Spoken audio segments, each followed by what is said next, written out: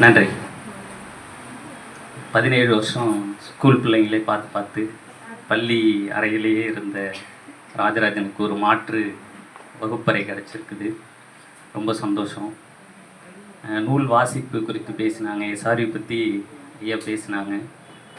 நான் படித்த கல்லூரியும் சரி, நான் வேலை பார்த்த பள்ளியும் சரி, ஒரு தகுதியான கல்லூரி, ஒரு தகுதியான பள்ளி அப்படி தான் சொல்லணும். என்னை வளர்த்துக்கிறதுக்கு நிறைய இடம் தந்துச்சு, 2 இடமுமே. என்னை வளர்த்துக்கிறதுக்கு நிறைய இடம் இருந்துச்சு 2 இடத்துலையும். ஐயா சொல்கிற மாதிரி எனக்கு அந்த கட்டுரை நினைவில்லை, ஆனால் நம்ம கல்லூரியில் நடந்த சிறுகதை போட்டியில் நான் வந்து ஃபஸ்ட் ப்ரைஸ் வாங்கியிருக்கேன். கவிதை போட்டியில் ஃபஸ்ட் ப்ரைஸ் வாங்கியிருக்கேன். நான் அப்போல்லாம் தாவரவியல் மாணவராக இருந்தேன், தமிழ்துறைக்கு வரல, தாவரவியல் படிச்சுட்டு இருந்தேன்.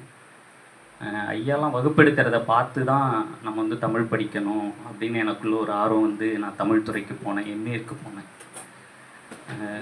நிறையா கற்றுக்கிட்டேன். நான் அதை உணர்வேன், ஒவ்வொரு தளத்துலேயும் உணர்வேன். நான் வந்து கடைசியாக வர்றப்போ ஒரு 4 ஆண்டுகள் வந்து இங்கே எஸ்ஆர்வி பள்ளியில் வந்து தமிழ்துறை தலைவராக இருந்தேன். இப்போ இருந்தப்போ வர்ற ஆசிரியர்கள் வருவாங்க, அவங்க பேசுகிறது, அவங்களுடைய ஆக்டிவிட்டீஸ் நடவடிக்கைகள்லாம் பார்த்தோன்னா நம்மளிலிருந்து வித்தியாசமாக நான் உணர்வேன். அவங்க புத்தகம் பாடம் அப்படி தான் இருப்பாங்களே ஒழிஞ்சு அதை தாண்டி இந்த உலகம் எப்படி இருக்கிறது, வெளி உலகத்தில் தமிழ் மொழி எப்படி இருக்கிறது. நான் இப்போ கடைசியாக ஒரு கட்டுரை எழுதியிருக்கேன், அது கீற்று இணையதளத்தில் கிடைக்கும், கீற்றில் தான் பதிவு பண்ணியிருக்காங்க. இந்தி திணிப்பே இன அழிப்பு அப்படின்ற டாப்பிக்கில் எழுதியிருக்கேன், தலைப்பில் எழுதியிருக்கிறேன். வாசித்து பாருங்கள், அதை போய் வாசித்து பார்த்து. சின்ன கட்டுரை தான், ரொம்ப பெருசாக. அதில் வந்து நம்ம டேட்டாலாம் கொடுக்கல, யார் யார் இப்போது போராடினாங்க அந்த வரலாறெல்லாம் நம்ம பேசலை.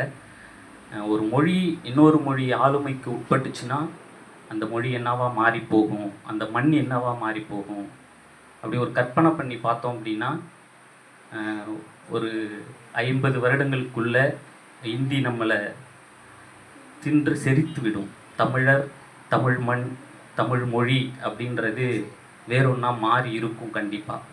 அதை இங்கே ஒரு சிலர் புரிஞ்சுக்கிறாங்க, ஒரு சிலருக்கு புரிய வைக்க முடியல. அதுதான் இங்கே இருக்க பெரிய சிக்கல் தமிழ்நாட்டில். அதெல்லாம் அரசியல் சார்ந்து பேச வேண்டிய செய்திகள். நம்ம இலக்கண வகுப்புக்கு வந்திருக்கிறோம்.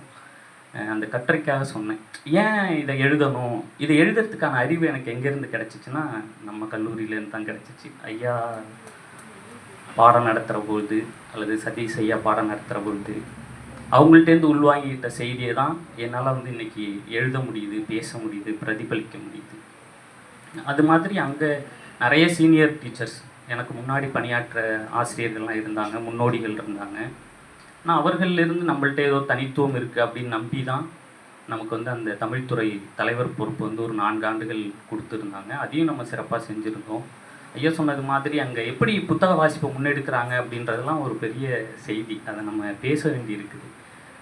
எங்கள் பள்ளி வித்தியாசமான பள்ளி. ஐயா சொன்ன மாதிரி குழந்தைங்க வர்றப்பயே அவங்க கையில் ஒரு உண்டியல் கொடுத்துருவாங்க குழந்தைங்கள்கிட்ட. அவங்க காசெல்லாம் அதில் சேர்த்து வச்சுட்டே வருவாங்க. ஜனவரி வாக்கில் நடக்கிற அந்த புத்தக கண்காட்சிக்கு அந்த உண்டியலில் இருக்கிற பணத்தை எடுத்துகிட்டு வருவாங்க. அங்கே வர்ற பதிப்பாளர்கள்லாம் சொல்லுவாங்க, பதிப்பகங்கள்லாம் சொல்லுவோம், வெளியில் நடக்கிற புத்தக கண்காட்சியை விட அதிக அளவில் நூல் விற்ற இடம் எஸ்ஆர்வி பள்ளி வளாகம் அப்படின்னு சொல்லுவாங்க. அவ்வளோ புத்தகம் வாங்குவாங்க குழந்தைங்க. வாங்கிறது மட்டும் இல்லை, வாசிப்பாங்க. நான் வாசிப்பதை விட தாண்டி வாசித்த குழந்தைங்களாம் இருக்குது. இப்போது ஒரு பையன், இவரோட பாலகிருஷ்ணன் ஐயாவோட அந்த புத்தகத்தை, ஒரு பெரிய புத்தகம் 500 600 பக்கத்துக்கு மேலே இருக்கும், 1000 பக்கம் இருக்கும்னு நினைக்கிறேன். அது எனக்கு பக்கமே தெரியல பாருங்கள். அந்த நூலை வாசித்து A4 சைஸில் ஐயா அதை வாசித்து பின்னூட்டமே ஐயாட்ட நேரடியாகவே அந்த பையன் கொடுத்துருக்கான், பாலகிருஷ்ணன் ஐயாட்ட. அவர் பாராட்டி இருக்கிறாரு. அப்படி பள்ளியில் எஸ்ஆர்வி, ஆமாம், அவங்க அங்கே தான் ஃபஸ்ட்டு சிறகுக்குள் வானம் அப்படின்ற தொகுப்பை வந்து எழுத சொன்னாங்க. அவங்கள ஐயாவை அழைச்சிட்டு வந்து, அதற்கு பிறகு 2ஆம் சுற்று அப்படின்னு சொல்லிட்டு ஐயாவை கூப்பிட்டு வந்து எழுத சொன்னாங்க. இப்படி ஒரு பள்ளி வந்து தனக்கான புத்தகத்தை உருவாக்குறதே ஒரு தனித்துவம் தானே. ஒரு பள்ளிக்கூடம் தனக்கான புத்தகத்தை உருவாக்கிட்டே இருக்கும் ஒவ்வொரு வருஷம். சரி, நம்ம அதை தாண்டி போயிடலாம், அப்படியே பேசணுன்னா அப்படி எங்கேயோ போயிட்டே இருக்கோம் நம்ம பட்டிக்கு. எனக்கு கொடுக்கப்பட்டு இருக்கிற இலக்கண தலைப்பு வந்து சார்பு எழுத்துக்கள். சார்பு எழுத்துனா தெரியும் தானே. சார்பு நீங்கள்லாம் பேசலாம், நான் உங்களை மாதிரி தான், எனக்கு எதுவும் தெரியாது. உண்மையாக தான் சொல்கிறேன். எனக்கு எதுவும் தெரியாது, கற்றுக்கிறதுக்கு வந்திருக்கேன். உங்கள்கிட்டேருந்து நானும் கற்றுக்கிறேன். எனக்கு தெரிஞ்சதை நீங்களும் கற்றுக்கோங்க. சரிங்களா? நம்ம பேசலாம். தப்பாக இருந்தாலும் பரவாயில்ல. நான் தப்பாக சொன்னாலும் சார் தப்பாக சொல்கிறீங்க அப்படின்னு சொல்லலாம். ஐயா தப்பாக சொல்கிறீங்க அப்படின்னு சொல்லலாம், தப்பு இல்லை. இப்போ நீங்கள் தயக்கம் இல்லாமல் கேளுங்க. ஒன்றும் தப்பாகவே கேட்டாலும் பரவாயில்ல. தெரிஞ்சால் தெரியும்னு சொல்லுவேன், தெரியலன்னா தெரியலை. ஏன்னா என்னை விடவும் நன்கு தெரிந்த ஒருத்தர் இங்கே இருக்கலாம், ஐகார குறுக்கம். அல்லது என்னை விடவும் நன்கு தெரிந்த குற்றியல் உரம் தெரிந்த ஒருத்தர் இங்கே இருக்கலாம், கண்டிப்பாக இருக்கலாம். ஆனால் நான் தான் எனக்கு தான் தெரியும் அப்படின்லாம் சொல்ல முடியாது. இது பள்ளியில் இருந்ததுனால இந்த சார்பெழுத்து கொஞ்சம் அறிமுகமாக இருக்குது நமக்கு. கல்லூரிகளில் இருந்தால் எப்படி இருக்குன்னு எனக்கு தெரியல. கல்வியோட பாடத்திட்டத்தில் அது என்ன மாதிரி இருக்குன்னு தெரியலை. பள்ளியில் இருக்கிறதுனால. அப்புறம் எஸ்ஆர்வி பள்ளியில் தமிழ் பிழை திருத்தணும் அப்படின்னா ராஜராஜனை கூப்பிடுங்க அப்படின்னு சொல்லுவாங்க. ஏன் எனக்கு அப்படி வந்துச்சு அப்படின்னா, இந்த நம்ம கல்லூரியில் கொடுத்த ஆக்கி பாவோட நூல் தான். அது இன்னும் நான் கையில் வச்சுருக்கேன், இங்கே வச்சுருக்கேன். அவங்க படிக்கும்போது பார்ட் தமிழ் படிக்கிற எல்லாருக்கும் அந்த புத்தகம் கம்பல்சரி. இது ஆக்கிப்பா நம்ம பள்ளியில் தான் கொடுத்தாங்க. பாட்னி படிக்கும்போது அவங்களுக்கு கம்பல்சரி அது. இப்போ இந்த நூல் வந்து என்ன, இந்த நூல் ஒரு காரணம். இப்போ பிழை ஓரளவுக்கு ஒரு 90% ஒரு கட்டுரை கொடுக்குறீங்க அல்லது ஒரு புத்தகம் கொடுக்குறீங்கன்னுட்டு அப்படின்னா இதில் பிழை திருத்தி கொடுங்கன்னா திருத்திட முடியும். அது மாதிரி வகுப்புலேயும் ஐயா சொல்லிகிட்டே இருப்பாங்க. திடீர்னு வருவாங்க, ஒரு சொல்லி இங்கே ஒற்று மிகுமா அப்படின்னு கேட்பாங்க. அது நமக்கு தெரியாது. ஏன்னா நிறைய இடத்துல நம்ம ஒற்று இல்லாததான் பார்த்துருப்போம். மழை நீரை சேகரிப்போம். இன்னும் எனக்கு நினைப்பு இருக்குது. ஐயா ஒரு நட வகுப்புக்குள்ளே வந்து மழை நீரை சேகரிப்போம், ஒற்று போடணுமா போடக்கூடாது அப்படின்னு கேட்டாங்க. எல்லாரும் போடக்கூடாதுன்னு தான் சொன்னோம். ஏன்னா நம்ம பஸ் ஸ்டாண்டில் இச்சு இல்லாமல் தான் இருக்கும். அதனால் எல்லோரும் போடக்கூடாது ஐயா அப்படின்னு சொன்னோம். இப்போ இரண்டாம் வேற்றுமை விரியில் ஒற்று மிகும் அப்படின்றத அப்புறம் திரும்ப சொல்கிறாங்க ஐயா. இந்த நூலில் அப்புறம் திரும்ப இந்த நூலை வாசிக்கிறோம். அப்புறம் திரும்ப நண்பர்கள்ட்ட பேசுகிறோம். அப்புறம் சதீஷ் ஐயா இங்கே உங்களுக்கெல்லாம் அறிமுகம் இருக்கா என்னன்னு எனக்கு தெரியல. 30ஆம் தேதி வரதா சொன்னாங்க. ஐயா ஒரு நல்ல ஆளுமை. அவங்க தொடர்ந்து அவங்க கூட நான் பயணம் பண்ணிகிட்டே இருக்கேன். இப்படி ஒரு ஆசிரியர் எனக்கு கிடைச்சதை நான் வந்து பெருமையாக நினைப்பேன். நான் பேச மறந்துட்டா கூட ஒரு 10 நாள் ஆயிடுச்சுன்னா திடீர்னு கால் வரும். சோழன் எங்கே இருக்க, நல்லா இருக்கியா, பாப்பா நல்லா இருக்காங்களா அப்படின்னு கேட்பாங்க. அவ்வளோ அக்கறையாக இருப்பாங்க. எப்போ நீங்கள் கால் அடித்து சார் இதில் எனக்கு ஒரு டவுட் இருக்குங்கய்யா அப்படின்னு சொன்னோன்னா அந்த இடத்துலையே அப்படியே கடன்னு சொல்லுவாங்க எல்லாத்தையும். அவ்வளவு திறன் மிக்கவங்க அவங்க. இவங்களுடைய வழிகாட்டுதல் தான் என்னை வந்து ஒரு இடத்துல இருந்து இன்னொரு இடத்துக்கு நகர்த்துச்சு. வாசிக்கணும், எழுதணும், குழந்தைங்களை வந்து கூர்மையாக கவனிக்கணும், மற்ற ஆசிரியர்களிடமிருந்து நாம் வேறுபட்டவர்களாக இருக்கணும். ஏனோ தானோன்னு போனோம் வகுப்பறைக்குள்ளே அப்படியே பாடத்தை எடுங்க அப்படின்னு சொல்லி பாடத்தை மட்டும் வாசித்துட்டு அப்படியே புரிஞ்சிச்சாப்பா புரியலையா வாசிச்சுட்டு வந்துடுங்க அப்படி சொல்லிட்டு வந்துடக்கூடாது. ஒவ்வொரு குழந்தையும் கவனிக்கப்படணும் அப்படின்றதுல நம்ம வந்து கவனமாக இருந்தோம். அதனால தான் இவ்வளோ கட்டுரைகள் என்னை வந்து குழந்தைங்க பற்றி எழுத தூண்டுச்சு. சரி, ஓகே, சார்பெழுத்துக்குள்ளே போயிடலாம். என்னம்மா சொல்லுங்கள். இல்லை பேசலாம், என்னவா இருந்தாலும் பேசலாம், சொல்லுங்கள். சரி, ஃபேன் காற்று இல்லையா தம்பி? அதை ஃபேன் நல்லா காற்று வர்ற மாதிரி வைங்கப்பா. அது வேற, அது ரொட்டேட் ஆகலை போலமா. எல்லா இடத்துலையும் பழகிக்கோங்க. எல்லா சூழலுக்கும் பழகிக்கணும், எல்லா இடத்துக்கும் பழகிக்கணும். சர்வைவல் ஆஃப் ஃபிட்டஸ்ட்னு ஒன்று இருக்குது சயின்ஸில், படிச்சிருக்கீங்களா? தகவமைத்துக் கொள்வது, இடத்திற்கேற்ப தகவமைத்துக் கொள்வது. அப்படி இல்லைன்னா நம்ம இந்த உலகத்தில் வாழவே முடியாது. புரியுதுங்களா? அப்போ எந்த சூழலாக இருந்தாலும் அங்கே நம்மளை வந்து பொருத்திக்கிறதுக்கு பார்க்கணும். நிறைய முரண்கள் இருக்கும். சில இடங்களில் முரண்பட ரொம்ப இது முடியாது, இந்த இடத்துல பேசி தான் ஆகணும், இது முரணாக இருக்குன்னா எழுந்து பேசணும். அதுக்காக அதையும் அக்செப்ட் பண்ணிவிட்டு அப்படியே ஏற்றுக்கொண்டு போகணும் அப்படின்னு இல்லை. சரியில்லை அப்படின்னா சரி ஓரளவுக்கு பார்க்குறோம், சரி சில நாகரிகம் கருதி அமைதியாக இருக்கலாம். திடீர்னு அப்புறம் சரியில்லைன்னா எழுந்து சரியில்லை இதெல்லாம் அப்படின்னு சொல்லிடுறதும் நம்மளுடைய பண்பாக இருக்கணும். சரிங்களா? சரி, நம்ம வந்து சார்பெழுத்து போயிடலாம். சார்பெழுத்து எத்தனை அப்படின்னு தெரியுமா? ஒரு கேள்வியிலேருந்து தொடங்கலாம். 10, எல்லாம் 6வதுலேருந்து படிச்சுட்டு இருக்கோம்ல. சார்பெழுத்து 10. என்னென்னு 10 சொல்ல முடியுமா? உயிர்மை, ஆயுதம்,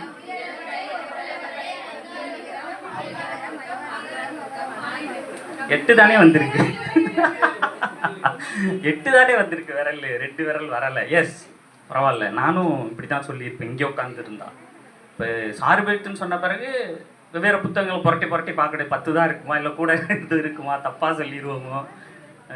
நான் 4-5 தடவை வீட்டில் கேட்குறது. உண்மையாகவே போய் பேசிடுவேன் நான் அந்த குழந்தைங்க முன்னாடி. நான் பாப்பா எங்கள் பாப்பாட்ட பாப்பா பேசிடுவேண்ணா பாப்பா அதெல்லாம் பேசிடுவீங்கப்பா. அவளுக்கு இருக்கிற நம்பிக்கை கூட நமக்கு வரமாட்டேது. அப்புறம் நம்பிக்கை உருவாக்கிக்கிறது திரும்ப திரும்ப கேட்டு இல்லை பேசி பார்த்து நம்ம உருவாக்கிக்கணும். தமிழ்துறை அப்படின்னா நம்மள்கிட்ட பேசுறது எழுதுறது இதெல்லாம் கூடுதலாக இருக்கணும். இருந்தால் தான் இந்த உலகத்தில் நாம் வந்து வெற்றி பெற முடியும். உண்மையிலே தமிழ் படித்தனால தான் நான் வெற்றி பெற்றேன். நான் பாட்டனியில் இருந்தால் கூட தோற்று போயிருப்பேன். நான் எம்எஸ்சி எம்ஃபில் என் கூட எம்ஃபில் பாட்டனி ஒருத்தவங்க வந்து பணியாற்றினாங்க. வெறும் 10,000 சம்பளத்துக்கு பணியாற்றினாங்க. அவங்க எம்ஃபில் அவங்க பாட்டனி. எனக்கு வருத்தமாக இருக்கும், என்னடா அப்படி அப்படின்ட்டு. அவர் கேட்பாரு, ஐயா நீங்கள் எப்படி ஒரு முடிவு பண்ணி எம்ஏ தமிழுக்கு போய் எம்ஃபில் படிச்சுட்டு இன்றைக்கி இங்கே வந்து ஹெச்ஓடியாக இருக்கீங்க, 40,000 சம்பளம் வாங்குறீங்க அப்படின்னு கேட்பாரு. எனக்கு தமிழ் தாயா அப்படின்னு சொல்கிறது காரணம் தமிழ் தான். நான் பாட்டனியே படித்ததுனால என்ன இருப்பேன்னு எனக்கு தெரியாது. ஆனால் தமிழ் படித்ததுனால தான் ஒரு ஒரு குறுகிய வட்டமாக இருந்தால் கூட அதுக்குள்ளே தனித்துவமாக இயங்குகிற தகுதியை இது நமக்கு வழங்கியிருக்கு அப்படின்ற நம்பிக்கை எனக்கு எப்போதுமே இருக்கும். என்னை பார்த்து எங்கள் துறையில் ஒரு கிட்டத்தட்ட ஒரு 25 பேர் இருப்பாங்க. தமிழ் துறையில் இருக்காங்க. ஒரு பள்ளியில் 25 ஆசிரியர் தமிழ் ஆசிரியர் இருக்காங்கன்னு பாருங்களேன். 25லேருந்து 30க்குள்ளே இருப்பாங்க. அவ்வளோ தமிழாசிரியர் இருக்காங்க அந்த பள்ளியில். 3 பள்ளிக்கூடம் இருக்குது. ஏதாச்சும் கூட்டம் அப்படின்னா ஒன்றா தான் கூடுவாங்க. எல்லாமே பயிற்சி அரங்கம்னா ஒன்றா தான் கூடுவாங்க. அங்கே இருக்கிற அந்த 30 பேரில் நம்ம தனித்துவமாக இருப்போம். எழுதுறது யார் எழுதுவா, ராஜராஜனை கூப்பிடுங்க. யார் ஒற்றுப்பிழை திருத்துவா, ராஜராஜனை கூப்பிடுங்க. அப்போ ஏதோ தெரிஞ்சிருக்குன்னு நம்மளை நம்புகிறாங்கல்ல. அப்படியான ஒரு இடம் உருவாக்கியிருக்குல்ல, இந்த தமிழ் உருவாக்கியிருக்குல்ல. அதை பார்த்து நான் பெருமைப்படுவேன். பிலிட் எம்ஏ எம்ஃபில்லாம் படிச்சுட்டு வந்திருப்பாங்க தொடர்ச்சியாக. ஆனால் நம்ம ஒரு பிஎஸ்சியிலேருந்து தாண்டி அப்படி போயிருக்கோம் அப்படின்னா அது 2 இடம் தந்தது தான். ஒன்று ஆவா கல்லூரி தந்த இடம், இன்னொன்று வந்து எஸ்ஆர்பி பள்ளி நம்மளை கொடுத்த இடம். அங்கே 2லையும் நம்ம வளர்த்துக்கிட்டோம். நீங்கள் போய் கூகுள் பண்ணி பாருங்கள், என்னோடய கட்டுரெல்லாம் வரும். நானே யோசிப்பேன், என்ன கூகுளில் கூட நம்ம பேரை காட்டுற அளவுக்கு இருக்கோமா அப்படின்ட்டு. கூகுளில் போய் மகாராஜராஜன் அடித்தா அப்படியே வரியாக வெறும் நம்ம எழுதின கட்டுரைகள், நம்மளை பற்றின செய்தியெல்லாம் அப்படி கொஞ்சம் கொஞ்சம் அப்படி காமிக்குது. எங்கள் ஒய்ஃப் நம்பவே மாட்டாங்க, அது ஏஐ காமிக்குது. எங்கேயாச்சும் நீங்கள் போஸ்ட் பண்ணியிருப்பீங்க, அது தேடி கொண்டு வந்து அப்படி சும்மா சொல்லுது அது அப்படின்னு சொல்லுவாங்க. இப்போ இன்னும் நம்ம நிறையா செய்ய வேண்டியிருக்குது. குழந்தைகளை பார்க்க வேண்டியிருக்குது. சரி, சார்பெழுத்து 10 அப்படின்னு சரியாக சொல்லிட்டீங்க. நினைவில் வச்சுக்கோங்க, சார்பெழுத்து 10. அதில் முக்கியமானது வந்து உயிர் மெய். ஃபஸ்ட் எடுத்தோடனே என்ன இருக்குது, முதல்ல இருக்கிறது உயிர் மெய்.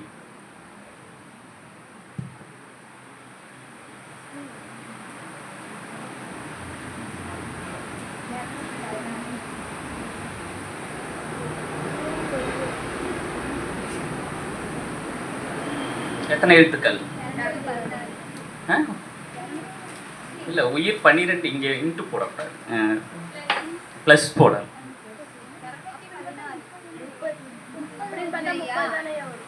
முதல் எழுத்துக்கள் 30. இதிலேருந்து வர்றது தான் இன்ட்டு போட்டோம்னா 216 எழுத்துக்கள் வரும். இங்கே மாத்திரை இருக்குல்ல, நீங்கள்லாம் படிச்சுட்டு என்னவோ போகணுன்னு ஒரு கனவு இருக்கா உங்களுக்கு? கனவு இருக்கா? ஆசிரியர் போகுது, தமிழாசிரியராக போகுதுங்களா? தமிழாசிரியர். நிஜமாவா? நிறைய உங்களுக்கு ஆங்கிலம் கற்றுக்கோங்க. இதோட ஒரு தமிழில் ஒரு கட்டுரை கொடுக்குறாங்கன்னா அந்த கட்டுரையை ஆங்கிலத்தில் டிரான்ஸ்லேட் பண்ணவோ அல்லது ஆங்கிலத்தில் இருக்கிற கட்டுரையை தமிழில் டிரான்ஸ்லேட் பண்ணவோ மொழியாக்கம் பண்ணவோ நீங்கள் கற்றுக்கிட்டிங்கன்னா நிறைய வேலைவாய்ப்பு இருக்குது. பத்திரிகை துறையில் நிறைய வேலைவாய்ப்பு இருக்குது. தேடுனா போகலாம். சிலர் சொல்லுவாங்க, தமிழ் படிக்கிறியா அப்படி கேட்பாங்க. கேட்குறாங்கல்ல, ஏன் அப்படி கேட்குறாங்க? நம்மளை வேலைக்கு போக முடியாதுன்னு தானே? நீங்கள் சொல்லுங்கள், தமிழ் நல்லா படித்தா நல்ல வேலைக்கு போகலாம். அதான் சொல்கிறேன்ல, நானே எக்ஸாம்பிள். என் கூட எம்ஃபில் படித்த ஒருத்தர், பாட்டனி படித்த ஒருத்தர் 10,000 ரூபாய்க்கு எங்களுடைய விடுதியில் பணியாற்றினார். ஆனால் நான் கிராஸ் மேஜர் பண்ணி எம்பிஏ எம்ஃபில் தமிழ் பண்ணிவிட்டு கல்வி படிச்சுட்டு நான் வந்து தமிழ்துறை தலைவராக நான் வர்றப்போ எனக்கு 40,000 சம்பளம் தந்தாங்க. நான் ஊருக்கு போகிறேன் சார் சொல்கிறேன், எங்கள் முதல்வர்கிட்ட கூப்பிட்டு, நீங்கள் போகக்கூடாது, உங்களுக்கு இன்னும் 10,000 சேலரி சேர்த்து தர சொல்கிறேன், நீங்கள் இங்கே இருங்கன்னு சொல்கிறாங்க. தெரியலை எனக்கு, நமக்கு அவ்வளோ தகுதி இருக்கா அப்படின்லாம் தெரியலை. ஆனாலும் சூழல் காரணமாக நம்ம வந்துட்டோம். அதனால் நீங்கள் இன்னும் கூடுதலாக வாசிங்க, வாசிக்கிறதுக்கு கற்றுக்கோங்க. வாசிப்பு தான் திரும்ப வந்து நம்மளை எழுதவும் பேசவும் தூண்டும். சார் இது பேய் இது நீங்கன்னு ஐயா வாசிக்கிறப்ப சொன்னாங்களோ, ஒரு கட்டுரை தொகுதி இருக்குது, அதை பற்றி இடையில நான் சொல்லிகிட்டே வரேன், சரிங்களா? இப்போ நீங்கள் ஆசிரியராக போனீங்க அப்படின்னா உயிர்மை எழுத்தை வந்து சொல்லிக் கொடுக்கணும் ஃபஸ்ட்டு குழந்தைக்கு. பள்ளிகளில் என்ன செய்கிறாங்க, இங்கே கொஞ்சம் பேசிட்டு நம்ம அப்படியே குறுக்கத்துக்கும் அளபடைக்கும் போகலாம். சரிங்களா? பள்ளியில் என்ன பண்ணுறாங்க அப்படின்னா, எடுத்த உடனே உயிர்மெய் எழுத்து எப்படி சொல்லி தருவாங்க? யாருக்காச்சும் தெரியுமா? தெரியுமா பள்ளியில் எப்படி உயிர்மெய் எழுத்து குழந்தைக்கு சொல்லி தராங்கன்ட்டு? எஸ், சொல்லுங்க. புரியல. காக்கா கிக்கி. உயிரெழுத்து ஆ ஆ ஆ இ இ இ. ஓகே ஓகே ஓகே ஓகே, சரி சரி சரி. ஆ ஆ எப்படி சொல்லணும் நெடில்? ஆகாரம், அகரம் ஆகாரம், இகரம் ஈகாரம். எங்க பாப்பாட்ட ஆனா சொல் பாப்பானா ஆ ஆ இ இ உ உ ஏ ஏ ஐ ஓ ஓ ஔ. அக்கு அப்படின்பா. இப்போ நான் சொன்னல, இதுதான் என் குழந்தை சொல்றது. என் குழந்தை ஒரு ஆசிரியர்கிட்ட படிச்சுட்டு வருது. நான் ஊருக்கே ஆன்லைனில் வகுப்பு எடுத்துகிட்டு இருக்கேன், தமிழ் வகுப்பு. இன்னும் என் குழந்தைக்கு உயிர்மெய் எழுத்து தெரியலை தமிழில். சார் அது நீங்கள் வந்து ஃபீல் பண்ணலையா, ஒரு மாதிரி உங்களுக்கு குற்ற உணர்ச்சியா? இல்லைன்னா குற்ற உணர்ச்சி இல்லை, அது குழந்தை கற்றுக்கும். இங்கே தமிழ் என்ன நம்ம தாய்மொழி தானே, கற்றுக்கும், அது ஒன்றும் பிரச்சனை இல்லை. ஆனால் இந்த குழந்தை இப்படி சொல்லுது. இப்போ சொல்லியிருக்கோம்ல, இது சரியா, இந்த பார்வை இப்போ சொல்கிற விதம் சரியா? ஆ ஆ இ இ. ஆனால் நீங்கள் சொல்கிறப்ப நான் கவனித்தேன், ஆ ஆ சொல்கிறப்போ உங்களுடைய கழுத்து என்ன செய்யுது, அப்படி அப்படி வளையுது இல்லை? எஸ், இதுதான் சரியான முறை. குழந்தைக்கு இப்படி தான் சொல்லி தரணும். ஆனால் அங்கே பள்ளியில் என்ன நடக்குது அப்படின்னா, குழந்தைக்கு ஃபஸ்ட்டு இக்கு ப்ளஸ் ஆ இஸ் ஈக்குவல் டு உயிர்மெய் எழுத்துது. உயிரெழுத்து சொல்லி தர்றப்ப ஒரே ஃப்ளாட், அப்படியே ஒரே தட்டையாக, எந்த விதமான இதுவும் கிடையாது. உடம்புல தமிழ் என்பது ஒரு நடன மொழி. அப்படி உடம்பெல்லாம் வளைக்கணும், கை காலெல்லாம் ஆட்டணும், அப்போ தான் அந்த மொழிக்கு உயிர்ப்பு இருக்கும். இது குழந்தைங்கள்ட்ட சொல்லிக் கொடுக்குறப்ப இப்படி சொல்லிக் கொடுங்க அப்படின்னா, நான் திரும்ப நான் ஹெச்ஓடியாக இருந்தப்போ சொல்லிகிட்டே இருக்கேன், துறைத்தலைவராக இருந்தப்போ இப்படி நடத்துங்க இப்படி நடத்துங்க. நம்ம ஓரளவுக்கு மேலே போய் அவங்களும் படிச்சுட்டு தானே வந்திருக்காங்க, இப்படி தான் நடத்தணும் அப்படிலாம் சொல்ல முடியாது. இப்படி நடத்தினா நல்லாயிருக்கும் மேம் அப்படி சொல்ல வேண்டியதாக இருக்குது. அப்படி சொன்னால் இவர் என்ன சொல்கிறது, நம்ம என்ன கேட்குறது, பெரிய மொழியியல் அறிஞரா? ஆனால் மொழியியல் அறிஞரும் கிடையாது. ஆனால் நமக்கு ஒன்று தெரிஞ்சிருக்கு, ஒரு சரியான பாதையை நம்ம கண்டுபிடிச்சிருக்கோம். சார் அப்படி கண்டுபிடிச்சி என்ன பண்ணிட்டீங்க ஐயா அப்படின்னு கேட்டால், ஒரு 7வது வரைக்கும் ஒரு குழந்தைக்கு உயிர்மெய் எழுத்தே தெரியாது. எது கே எது கே அப்படிலாம் தெரியாது, எது கூ எது கூ அப்படிலாம் தெரியாது. ஆதித்யா நண்பர் பேர் என்கிட்ட ஒப்படைக்கிறாங்க, எனக்கு எதுவுமே தெரியாது சார், தமிழ்னா அப்படி ரொம்ப இதுவாக இருப்பான் அப்படின்ட்டு. ஒன்றுமே தெரியாது, கொண்டு வந்து கொடுத்தாங்க. அந்த ஆதித்யா வாசித்தான். நான் பள்ளியை விட்டு வர்றப்ப அவங்க மிஸ் கூப்பிட்டு சொன்னாங்க, இது எப்படி சார் நடந்துச்சு அப்படின்னு கேட்டாங்க. எப்படி ஆதித்யா வாசிக்கிறான், எப்படி ஆதித்யாவுக்கு வாசிக்க முடிஞ்சிச்சு அப்படின்னு கேட்குறாங்க. அப்போ நான் அதை பயிற்சி பண்ணி பார்க்குறேன், எனக்கான இடமா அதை எடுத்துக்கிட்டேன். நமக்கு தெரிஞ்ச ஒன்று நம்ம அப்படியே எனக்கு தெரிஞ்சிச்சு, இதுதான் மெத்தடு, இதுதான் மாதிரி அப்படின்னு நம்மளே வச்சுட்டு இருக்கலாம, நம்ம அதை போய் என்ன செய்யணும், பயிற்சி பண்ணி பார்க்குற இடமா நம்மளுடைய வகுப்பறையை மாற்றிக்கணும். இப்போ இங்கே எத்தனை ஒலி இருக்குது பாருங்கள். இக்கு ப்ளஸ் ப்ளஸ்ன்னு சொல்லும் குழந்தை, கேட்டிருக்கீங்களா? இக்கு ப்ளஸ் ஆ இஸ் ஈக்குவல் டு கா. அப்பா, ஒரு உயிர் மெய் எழுத்தை உருவாக்க ஒரு குழந்தை எத்தனை ஓசை உச்சரிக்க வேண்டியிருக்கு.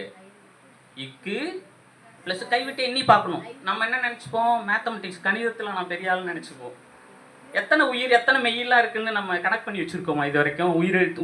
உயிர்மெய் குறியில் எத்தனை, உயிர்மெய் நெடியில் எத்தனை தெரியுமா? 90. எஸ், உயிர்மெய் நெடியில் பார்த்து தான் சொல்லணும். பார்த்து சொல்லுங்கள், தப்பு இல்லை, நானும் பார்த்து தான் சொல்லுவேன். 126. எஸ். அதில் அப்புறம் இன்னொரு வகை இருக்குது தெரியுங்களா? வல்லினம் மெல்லினம் இடையினம். எத்தனை வல்லின உயிர்மெய் எழுத்துக்கள் இருக்கின்றன, எத்தனை மெல்லின உயிர்மெய் எழுத்துக்கள் இருக்கின்றன, எத்தனை இடையின உயிர்மெய் எழுத்துக்கள் இருக்கின்றன. அதெல்லாம் நான் ஒரு மேக்ஸ் மாதிரி போட்டு எடுத்து வந்தேன், உங்களுக்கு அதெல்லாம் தெரிஞ்சிருக்கு. சரி, அதெல்லாம் சொல்லலாம் அப்படின்ட்டு. நம்ம புதுசாக வேறு எதுவும் சொல்லணும் அப்படின்னா என்ன சொல்கிறதுனே எனக்கு தெரியல தமிழில். ஏன்னா இதெல்லாம் காலங்காலமாக இருக்கிறது தானே, இதை போய் இதில் என்னத்தை நம்ம மாற்றி சொல்ல முடியும்? என்ன வகுப்பை கொஞ்சம் நமக்கு தெரிந்த பிற செய்திகளோடு சேர்த்து இணைச்சி சுவாரஸ்யமானதாக மாற்ற முடியுமே ஒழிஞ்சு, அதே அரிசி மாவு தான், அதே உளுந்த மாவு தான், அதை அரைச்சி இட்லி சுட போகிறோம். அது இட்லி சுடுறது யாருன்றது முக்கியம், அம்மாவா மனைவியா? அம்மா சுட்டால் நிறைய குறை கண்டுபிடிப்போம், ஆனால் மனைவி சுட்டுட்டா உப்பே இருந்தாலும் அழகாக இருக்குது, சூப்பராக இருக்குது. டேஸ்ட் இது ஒரு டேஸ்ட்டாக இருக்கு அப்படின்னு சொல்கிறோம்ல, அது மாதிரி தான். அப்போ இங்கே நாம் என்ன சொல்ல போகிறோங்கிறது தான் முக்கியமானதை ஒழிஞ்சு நான் அதை தான் யோசிச்சுட்டே இருந்தேன். ஓகே, இப்போ ஒரு குழந்தை வந்து இந்த உயிர் மெய் எழுத்தை உருவாக்குறதுக்கு 5 ஓசையை வந்து அது உச்சரிக்க வேண்டியிருக்கு. கேஜிலேயே சொல்லி கொடுத்துறாங்க. அந்த என்ன வகுப்பு இது, எல்கேஜி யூகேஜி முன்னாடியே அதெல்லாம் ப்ரீ கேஜிலே சொல்லி கொடுக்குறாங்க. மழலையர் பள்ளி, அது நர்சரிம்பாங்க ஆங்கிலத்தில், அது தமிழில் பால்வாடியா, பால்வாடி, எஸ் பால்வாடி. அங்கேயே வந்து சொல்லித்தராங்க, குழந்தைக்கு சொல்லித்தராங்க. அங்கன்வாடி ஏதோ ஒரு பேர். சரி, அப்போ இப்படி ஒரு குழந்தைக்கு வந்து இப்படி உச்சரிக்க முடியுமா? இக்கு ப்ளஸ்ஸு ஆ இஸ் ஈக்குவல் டு கா, இப்படி உச்சரித்து காவை உருவாக்க முடியுமா? கா வருதா? கா வருதா? இக்கு ப்ளஸ் ஆ இஸ் ஈக்குவல் டு கா வருதா? வரலல்ல. எஸ், யார் சொன்னது? இக்க இக்க. Yes, good. உங்கள் பேருமா? ஷார்மி. ஷார்ப்பாக இருக்கீங்க, கூர்மையாக இருக்கீங்க. S, good. கிளாப் பண்ணுங்க, கை தட்டுங்க. எஸ், பார்த்தீங்களா? இதுதான் தமிழ்.